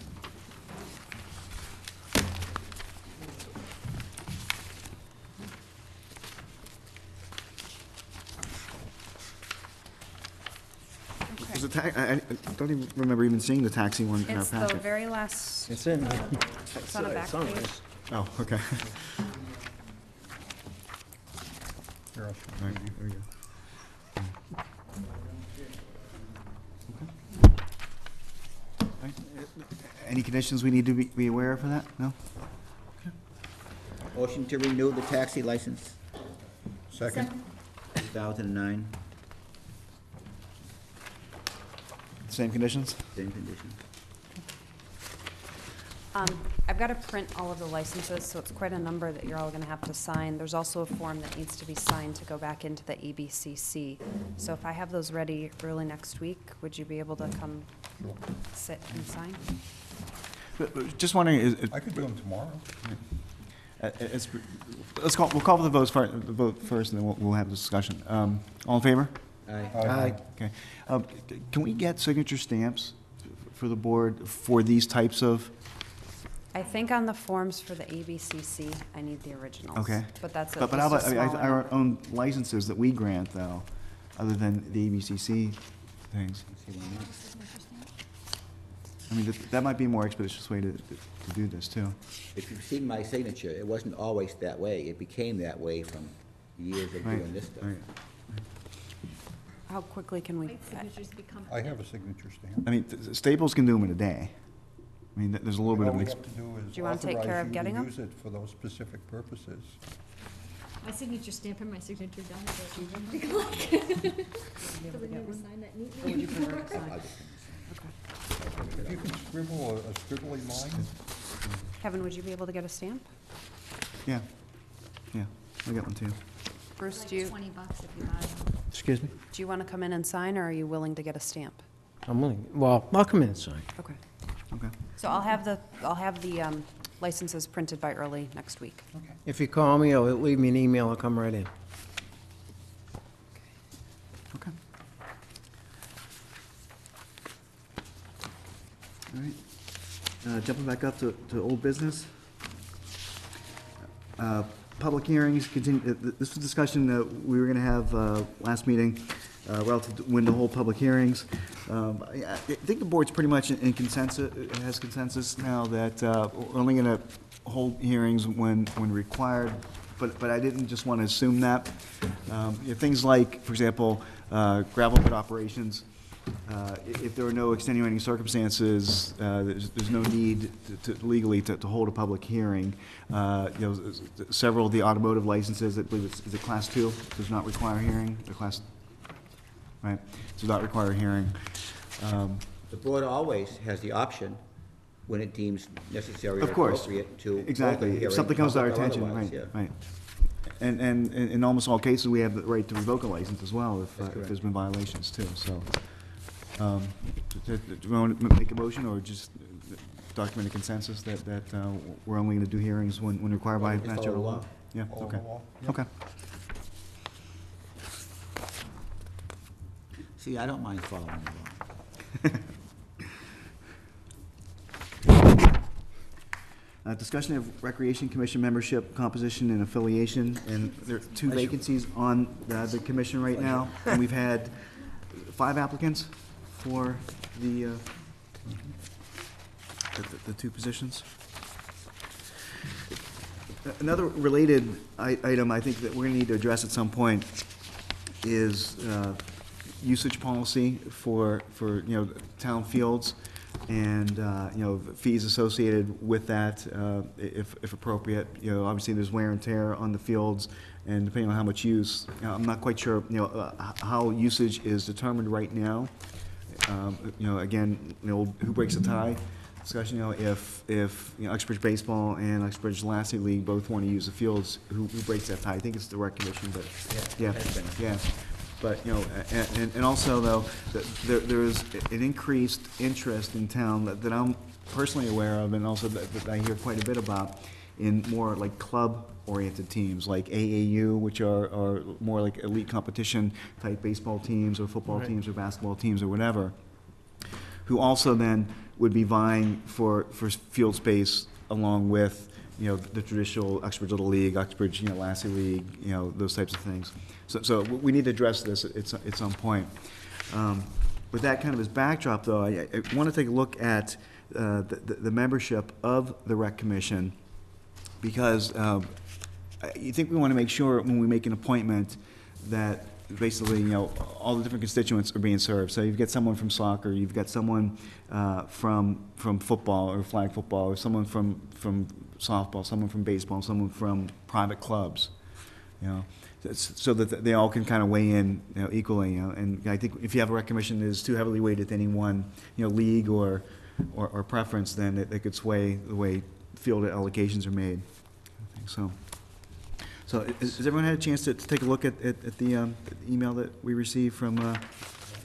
There's 7 on there, right? Recommending these 2 for these boards? Right. Yes. Right. 2, 3, 4, 6, 7. Okay. I see who they recommend. Good. For my own clarification, with the,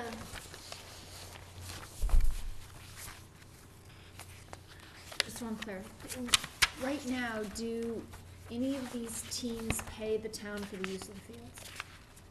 Or the upkeep, like you said, the maintenance and? And that's why I wish we had the chairman of the rec commission here this evening. I understand he has trouble making Monday night meetings. Now, are you familiar with the process, Jill, on how? They do charge for a field administration or the scheduling fee, and I think it's a flat rate, but the Recreation Commission, I'm not sure. Before with Steve Taylor, he had told me he spent the whole day going through everything, and then he would assign the fields and then take it back to the commission, and the commission usually approved of it. It's not untypical for commission members to have interest in various youth associations and organizations, so they wouldn't abstain from a vote on scheduling. I guess, just as far as, I'm just anticipating from a, with the fiscal issues that are facing the towns coming up, is there, how much of the overall town budget goes to maintaining the fields for the recreational purposes? You understand what I'm saying? I mean, like you brought up the wear and tear on, I mean, are the individuals that are using those fields actually paying for those fields? Or is it a majority of it being handled by the town budget? When we're looking at places where we're gonna have to cut and readjust the budgets and everything, I mean, we don't want the situation where, we just want everyone to understand that, you know, a field didn't get cut because there's no money in the parks department to cut a field, so, you know, then the teams, if they wanna use the fields, they have to pick up the difference. I mean, I just want complete disclosure so everybody understands, as we're coming into this fiscal issue, where things are gonna fall. And a partial answer is, and I can speak from experience on as far as the baseball league is concerned, is, you know, the baseball league will work with, you know, someone like Turf Technology, for example, you know, and Turf Tech will agree to maybe, you know, resod an area or what they call it, drag the infield, make it level and all that kind of stuff, you know. And oftentimes they'll do that perhaps at their cost as opposed to, you know, as a for-profit venture. In the past, the league has negotiated those types of things. You know, when the new concession stand was built down at Taft, that was done by volunteers from the baseball league. You know, and with a lot of baseball funds, but that's, you know, that's an asset down there too. So there's been a partnership between the leagues and the town, and that's the only one that I'm close enough to have, you know, the finite experience. But you know, similar to that, you know, I think the soccer league has a storage shed now up on Sutton Street area that, you know, that they've placed up there, those types of things as well. And I see people outlined in the fields all the time. You know, I know Peter Demers does that quite a bit. I see him out there, and a bunch of other folks as well. So it's been a partnership. So where does all the money come from? You know, I think it's kind of like a mixture right now of there's one person on the parks budget last year, right? That's not none of what comes in through the recreation fees offsets technically the mowing contract, or not the mowing services. I think it's about 90,000 our parks budget. So we do mowing, but I know that there's been some partnerships with lining the fields and doing the, you know. And a lot of that's done by volunteers as well. Yeah. So we had tried to solicit a more formal partnership to get the youth associations and adult leagues to actually take ownership or joint ownership with maintenance and so forth, and that hasn't quite yet come about. So I don't think the recreation budget is more than 5,000 or 3,000. It's really low for the commission's aspect of it. But they do put in their capital outlay, like the refurbishing of the tennis courts that came out of their budget. Do we have a list of dates as far as when people plan? I mean, this one is stamped September 8th. Do we know when the others were received? They're not date stamped, and they might have been. I got one October 8th. Two from October 28th. Not this one. So this. One from September 8th. This one's faxed in October 8th. Right. And October 28th on two of them.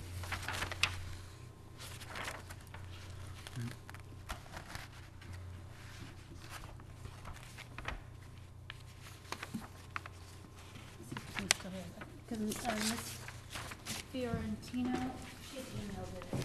Okay, on Bob Martello was 28th, and Right. Stephen Landry was 28th. so I'm just looking at the breakdown of the existing commission. Pretty heavily weighted towards softball right now. I mean, Chris Hansen had been involved in softball, Norman and Donna Roy, Chris Coda. Scott Fitzgerald was the only one who had not been involved in soccer whatsoever. I mean, softball whatsoever. There's nobody from soccer. In the list here, I do see that Jeff Stewart has been on the board, the soccer board. Night, Howard.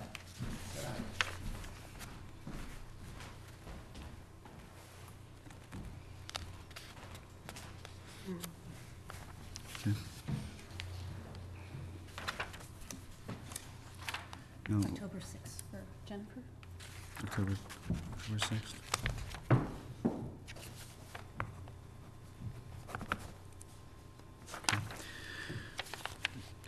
So it looks like Mike Parity applied September 8th, Jennifer Fiorentino October 6th, Jeff Stewart October 8th, and the other two October 28th, Bob Martellio and Stephen Landry.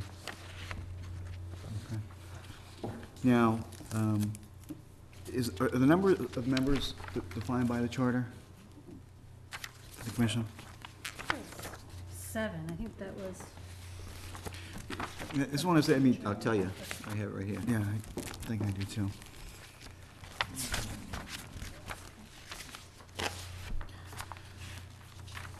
Conservation Commission of 7, Industrial Planning, Board of Selectmen. 7. Recreation Commission consisting of 7. It is in here, okay. Do we have the opportunity to appoint adjunct members as well? I mean, we've got 5 people who have expressed interest. We're always clamoring for volunteers who want to get involved.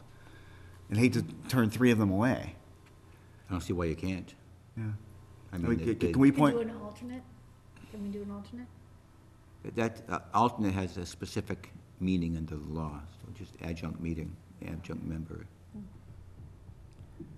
mean, but if we appoint all 5, we're violating the charter.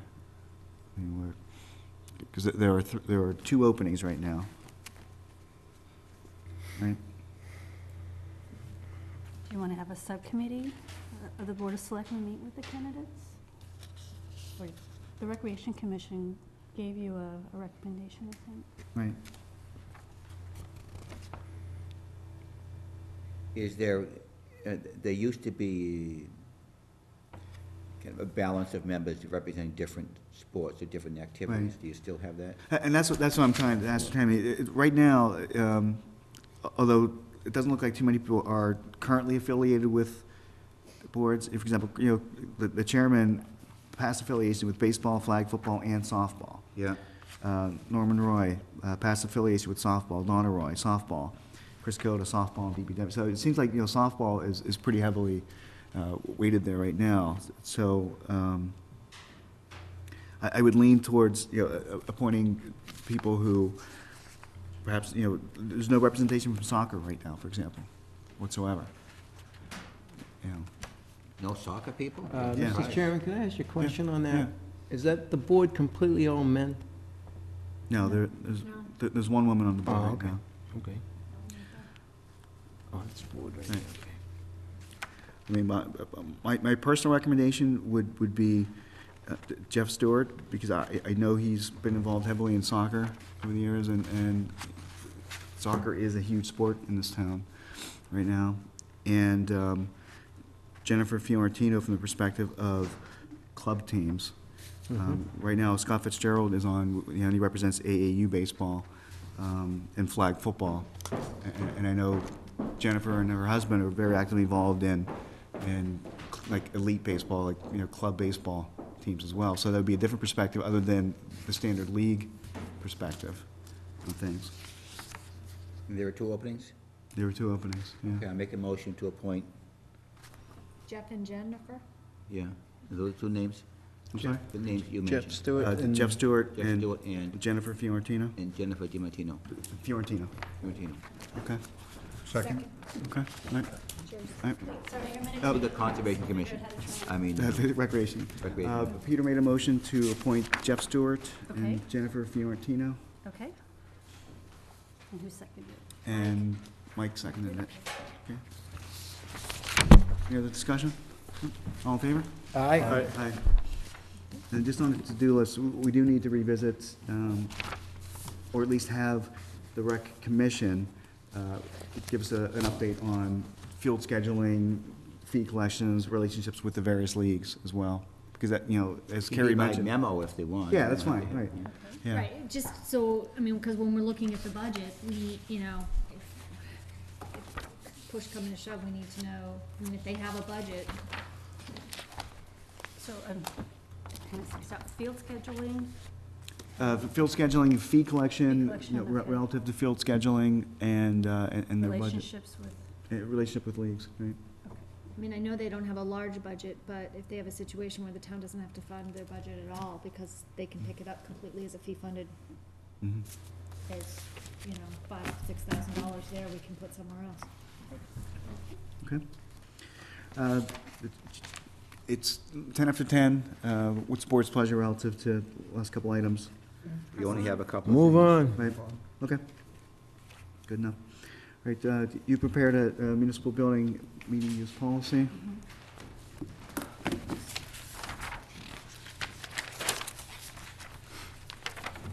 It's a little less than a policy, because I just needed some direction before I put it all into a format.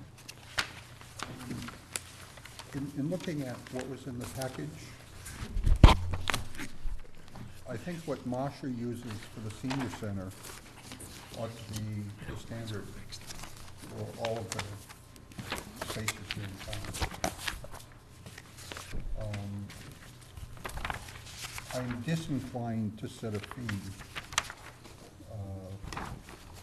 for use of the spaces. I mean, people have already, through their taxes, put the buildings up, and they, through their taxes, are paying the utilities on the buildings. So I'm not inclined to, you know, you have some, like the, what is it, the Blackstone Valley Kuros that meets sometimes at the fire station. I mean, I doubt they even have a budget where they could afford to make things like that. I agree with you on that, Mike. And the amount of time that any particular meeting goes, and there's not much more than an hour or so, so I don't think the utility usage would be really excessive. And I know the groups that I bring into different places for meetings, there's nobody that's inclined to swing from the chandeliers and do the others, so. I don't know, I've heard about some of your meetings, Mike, so. Tax committee can get out of hand sometimes. So, Anyway, that's my initial reaction. I don't know how other folks feel about it, but the one that Marcia has, I think, is very succinct and could be universally applied. I think it works. The one caveat I'd want to put on anything right now is, we just enacted a policy to close town hall on Fridays. And, exactly. Right. So any language that we include is going to have to say any normally, you know, available building times, because we may move to have some other facility only open certain days of the week or something, that kind of thing. So anything we should do should include language that restricts usage to normal operating hours, or not normal operating days Days, yeah. of the building. okay, so then that would exclude weekends then? Yes. Yes. It should. Right, because our objective in closing is to save utilities. I mean, if you go along the philosophy of like with the schools, the idea of them closing down for the whole week of Christmas is to save money on utilities. Well, it doesn't do you any good if you're gonna have recreational baseball, or, I mean, Yeah, baseball wouldn't be basketball, inside, right. but basketball Yeah. be inside, and they have to turn on Turn the the heat, building and the right. lights just for that. Well, in some cases, we do, but that's a separate zone, so we don't But we that don't kinda power negates up the whole person, but that kinda negates the purpose of shutting down the building. You shut down 99% of it. By the way, for the town hall, are we gonna set the thermostats back? Everything's gonna recalibrate it, Okay. yeah. Okay. Good, okay. Okay, so we're gonna, now, do you want this policy to apply to police station, fire station, really, it's not handicap accessible, so really not too many people use it, except maybe a fire, you know, training night that they regularly schedule. Police, Scott was a little concerned about having a lot of public access to that, and so I think that the senior center one might allow for any nonprofit organization. Well, yeah, it says town committees and nonprofit organizations. I'm a nonprofit organization. I haven't made a profit in years. Watertown, I can rework this, send it out for comments to the departments and see how it's gonna affect them too. By the way, if people are looking for a place to meet, you know, the Tri-River has a community room that's available Okay. Does it really? for people, yes. I didn't know that. That was well- part of the package when they built it. They'll probably have to Very pay nice for room. that though, right? Huh? Probably have to pay for that, right? I don't think so. No, I don't think so. Something to look into. I mean, I it gets to the mean, point where the- people may have to start meeting in houses again, Mhm. you know? I mean, I mean, relative to fees, I hear your comments about, you pay to put the building up. The only thing you have to keep an eye on is if a room is left a mess, Oh, you know, right. and I and mean, then, anybody that walked and then you out have and left a janitorial, Wouldn't be allowed Right. back in. I think Yeah. that should be a stipulation. If the Exactly. room Right. isn't the way it was when they went in, if there's soda cans and sandwich wrappers all over the place, that group doesn't go in again. That would be. Senior center got a good, yeah. has a good. I remember, The only like, time that happened, when the song, thought, and dance company used the upper, where the school is now, upstairs. I mean, there was a mess, paint cans everywhere. oh, really? And then we had some group, kids used the downstairs where the police station was. They left that a mess, I mean, a real mess. Yeah. I remember even in college, the student organizations would use classrooms all the time, but if you left like paper strewn all over the place like that, your student organization would get an invoice for the janitorial services, a couple of days later, so. Senior center has a good cleanup policy. Yeah, It does. it does, right. Basically, restore the building to normal setup state for daily use. Right, okay. All right, the only thing I need to bump up is the liability and the release, which are Okay.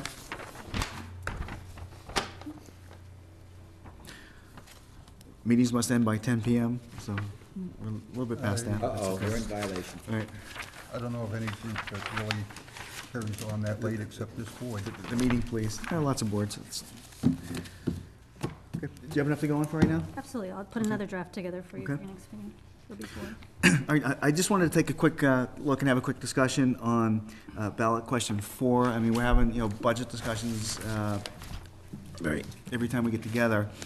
And in precincts 1, 2, and 4, at the November 4th election, it was a non-binding question, but basically it asked whether the lottery funds that had been diverted from local aid and into the state's rainy day fund, if the representatives should be directed to vote in favor of returning those funds to the communities. And in doing my research for my run for state representative, I learned that there were at least 2 votes, and perhaps more already, that have been put before the legislature to allow them to do exactly that, to send the $450 million of lottery proceeds that have been diverted into the state's rainy day fund back to the cities and towns. And it failed on almost partisan lines, both times it was brought forward.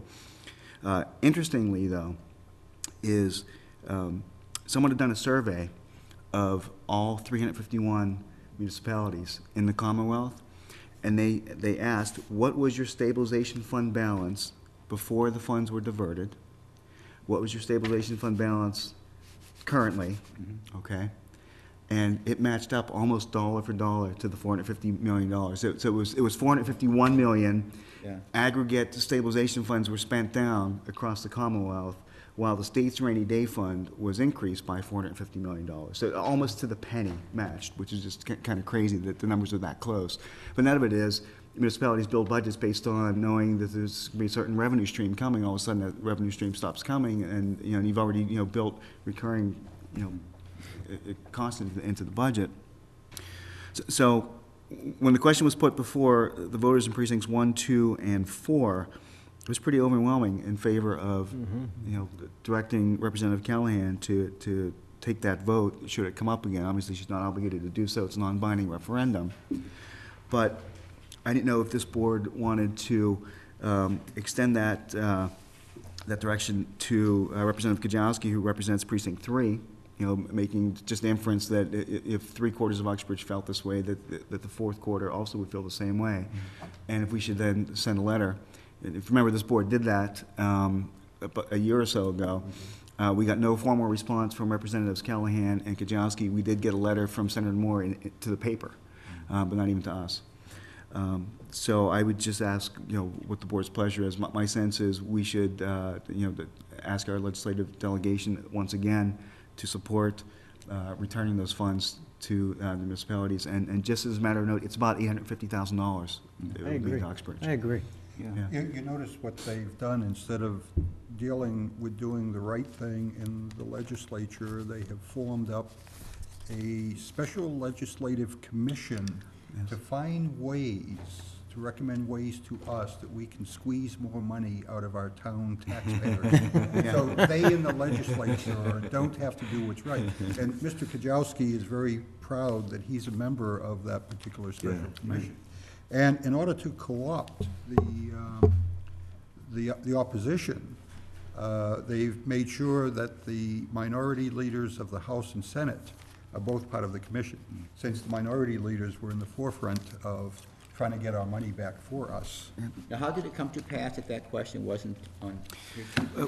What it required was, it was done by legislative district, Okay. and you needed a certain number of signatures in each district, and apparently, whoever was... I had no idea the petitions were out there, because I would have carried them around and gotten a lot of signatures. And whoever was coordinating for 8th Worcester Okay. must not have collected enough Okay. signatures or whatever. And my understanding was this was on a handful of districts across the Commonwealth, actually. You will find in 2 years on the ballot, there will be a number of public policy questions for that ballot. The state committee has named a ad hoc group to develop and gather the signatures statewide for a number of them. And I got myself named to that particular ad hoc committee. So I'm going to try to push this question statewide next time. Okay.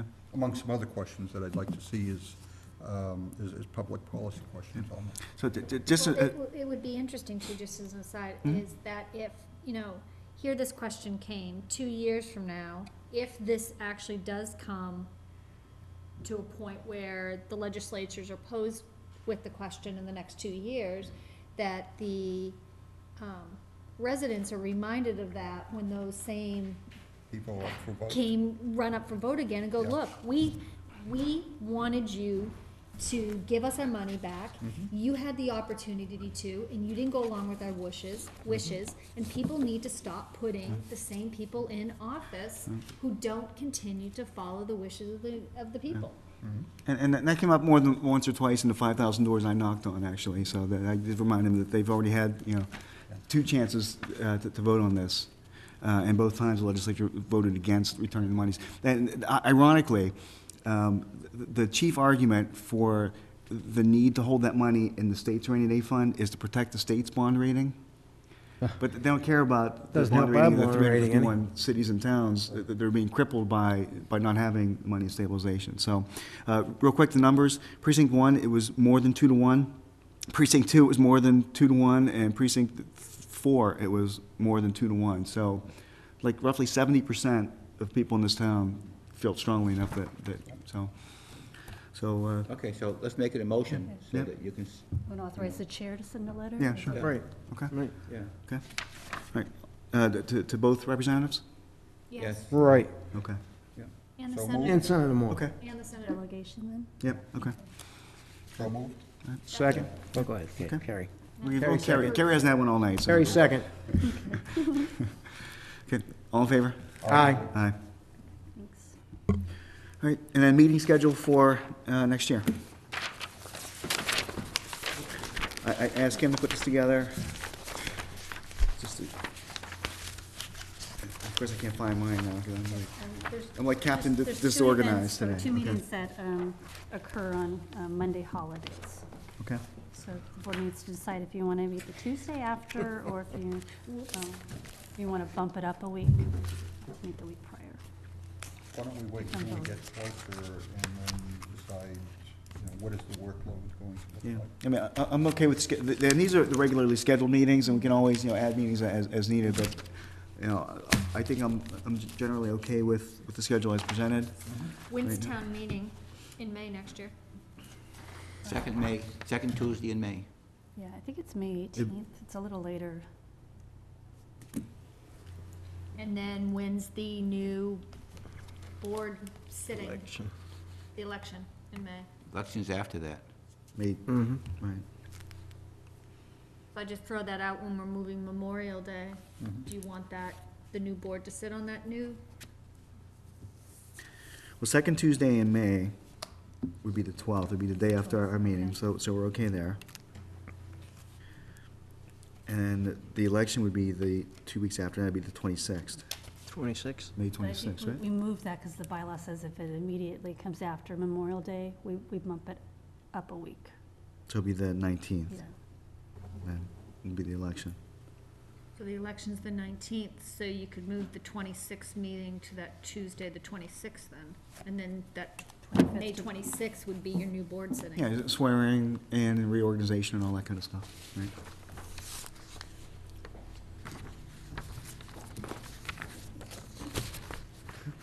And Columbus Day, the one that you have here. is Columbus on- Day, just want to move it to the Tuesday after Columbus Day? And that's not a big holiday for anybody other than people get the day off. And Mr. Columbus. Yeah. But he won't be with us to celebrate though. Okay.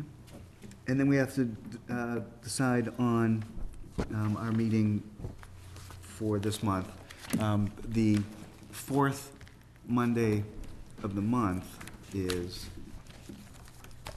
because the first day of the month was a Monday, so the fourth Monday of the month is the 22nd, which is the week of Christmas. So we had looked at the schedule a while back. We had said we're going to meet on the 19th rather than, The 29th? I'm sorry? The 29th? I'm 29th. sorry. Push it the other way, right? We said we were going to meet on the 29th, right? Rather than the 22nd. So it's the board's pleasure on that one. Yeah, I'd prefer not to meet Christmas week. Should we keep it to the 29th? Or? 29 sounds good. That'll give us time to revisit the presentation we had tonight on the Right. West Street. And then we may need to meet relative to, town manager candidates and maybe a special meeting for interviews or something like that, and that's okay as well. Okay. All right, so we'll look at the 29th then for our next meeting. Sounds good. Change it to the 29th. Okay. Some Okay. minutes to go over. Just the one set, right? November 24th. Good. Yeah, I didn't have any issues with them.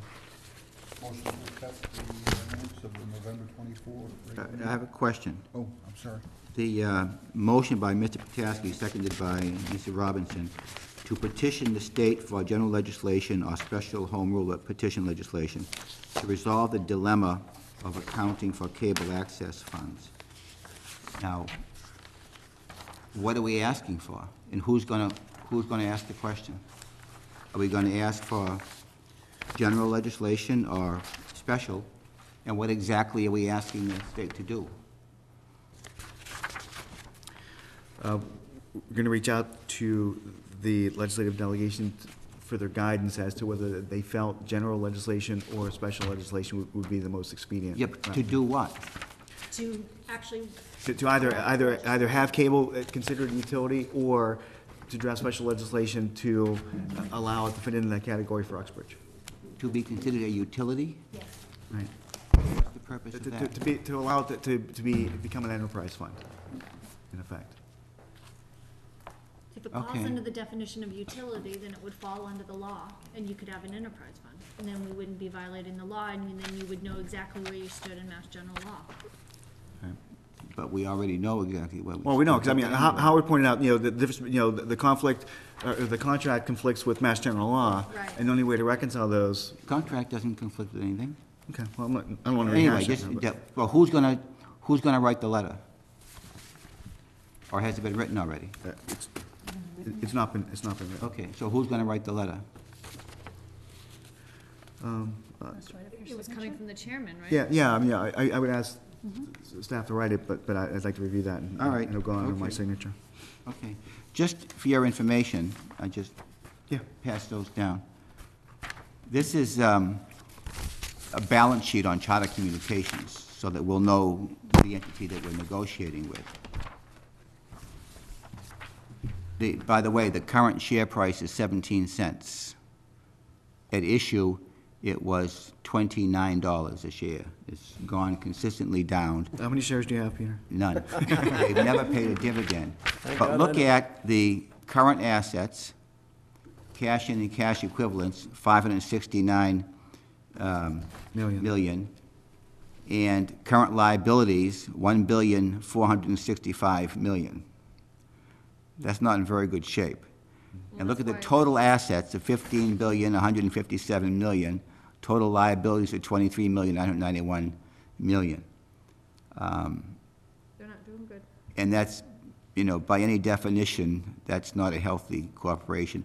It's important when you negotiate to understand the party you're negotiating with. Now, if I read the first part of the discussion on the minutes about this issue, it wasn't very definite.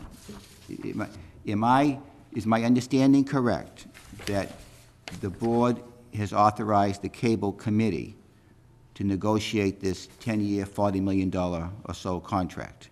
No, we didn't No. talk about that. Okay, you sure?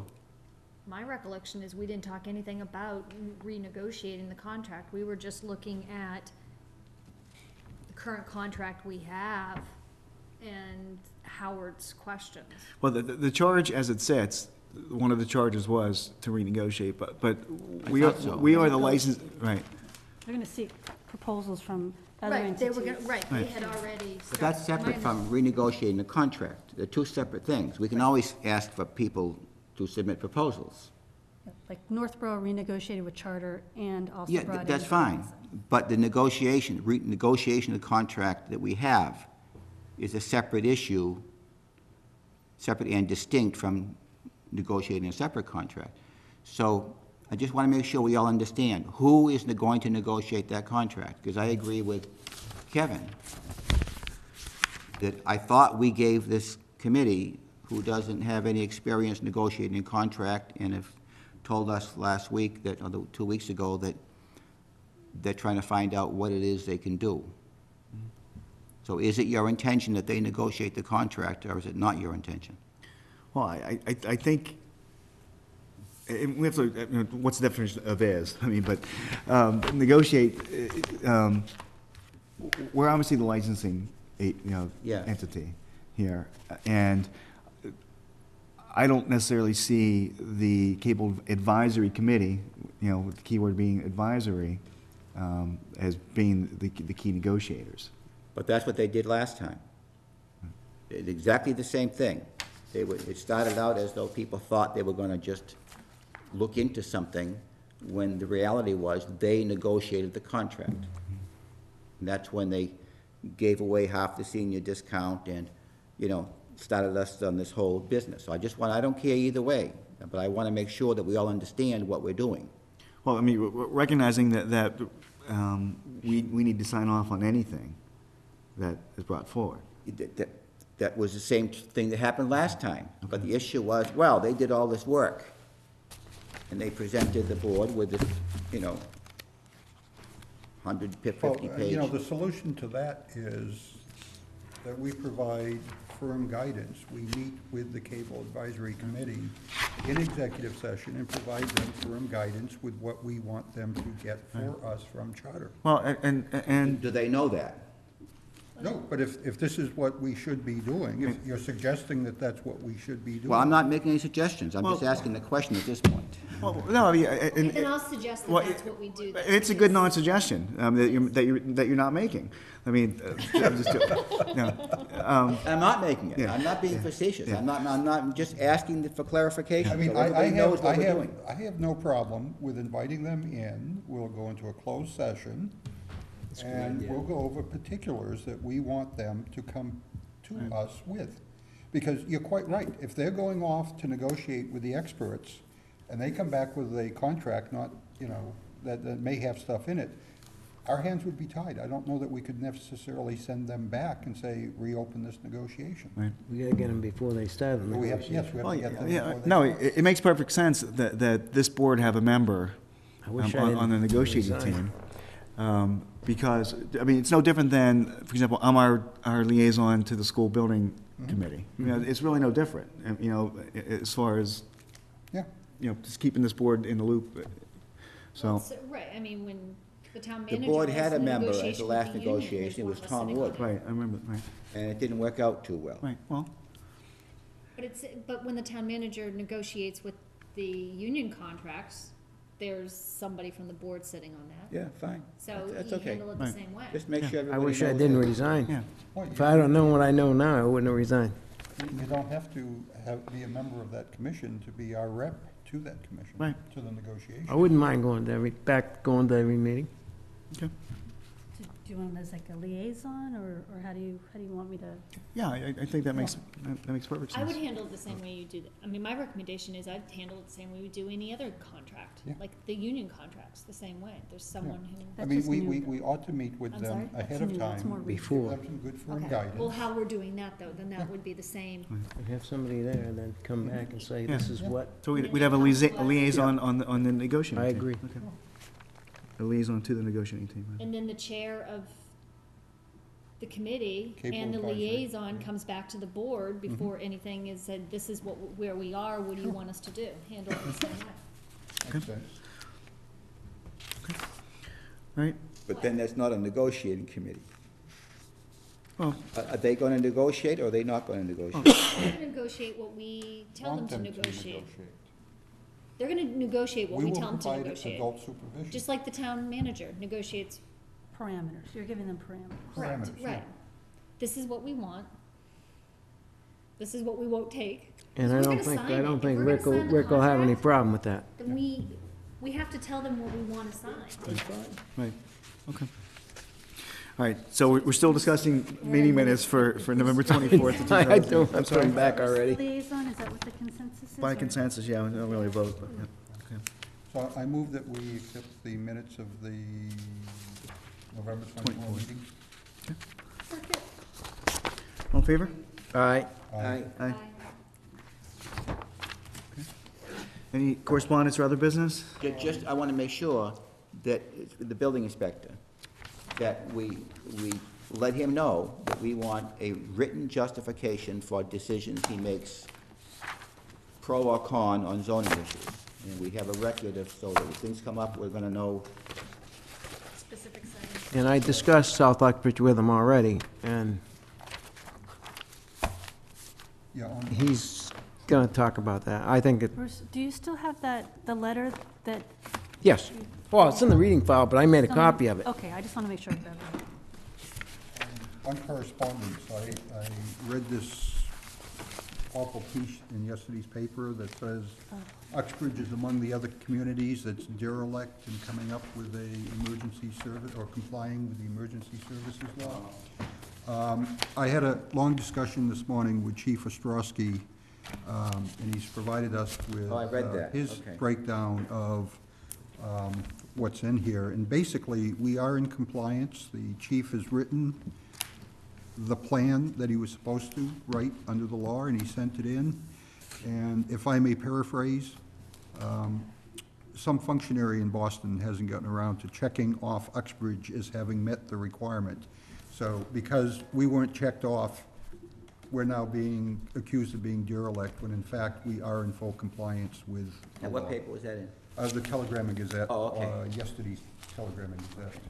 I read your nice piece on the Revolutionary War connection with Uxbridge. I did What too. caught my eye was the part about the soldier who was shooting at this captain but missed and Killed a hit sergeant. a sergeant, and he was punished in some way. Yeah, But I got he was the marched to the impression, gallows and then retrieved and sent back to but I got the impression that the punishment was not so much for killing the sergeant as missing the captain. Could be the case, yeah. No, it's, I've been playing around with gathering data on Uxbridge in the colonial period and the Revolutionary War, and this particular guy caught my eye. I said, gee, I want to know more about him. So I went through a lot of the first-person accounts that were published right after the war that described where he was going and what he was doing, and that trek that Benedict Arnold took from Maine. I read that through Maine story. Up to, Yes. is really horrendous, because they Right. got lost. The Got map lost they several had, times, and some of the commanders said, I'm tired, I'm gonna go home with my men. Yeah. Captain Enos, or Major Enos. Now, turned around had and they had a GPS, it's, And at solved the their problem. end, when they got they made a couple attacks trying to invest Quebec, and they didn't work. Finally, just before they went home, they knocked one more time and said, "Do you surrender?" And the British said, "No." "Okay, just asking." "We're gonna go home now." Okay, one last item of business. We need to enter executive session just to finalize our list of candidates for the town manager position. Look for a motion to enter executive session to hold an initial screening, including interviews if they are part of the initial screening process of candidates for employment, if an open meeting would have a detrimental effect in obtaining qualified candidates, with no further business to be discussed. So moved? Second, All right, by roll call vote? Potaski, aye. Robertson, aye. Kuros, Desilets, aye? aye. Bagdasarian, aye. Okay. You shut the camera down?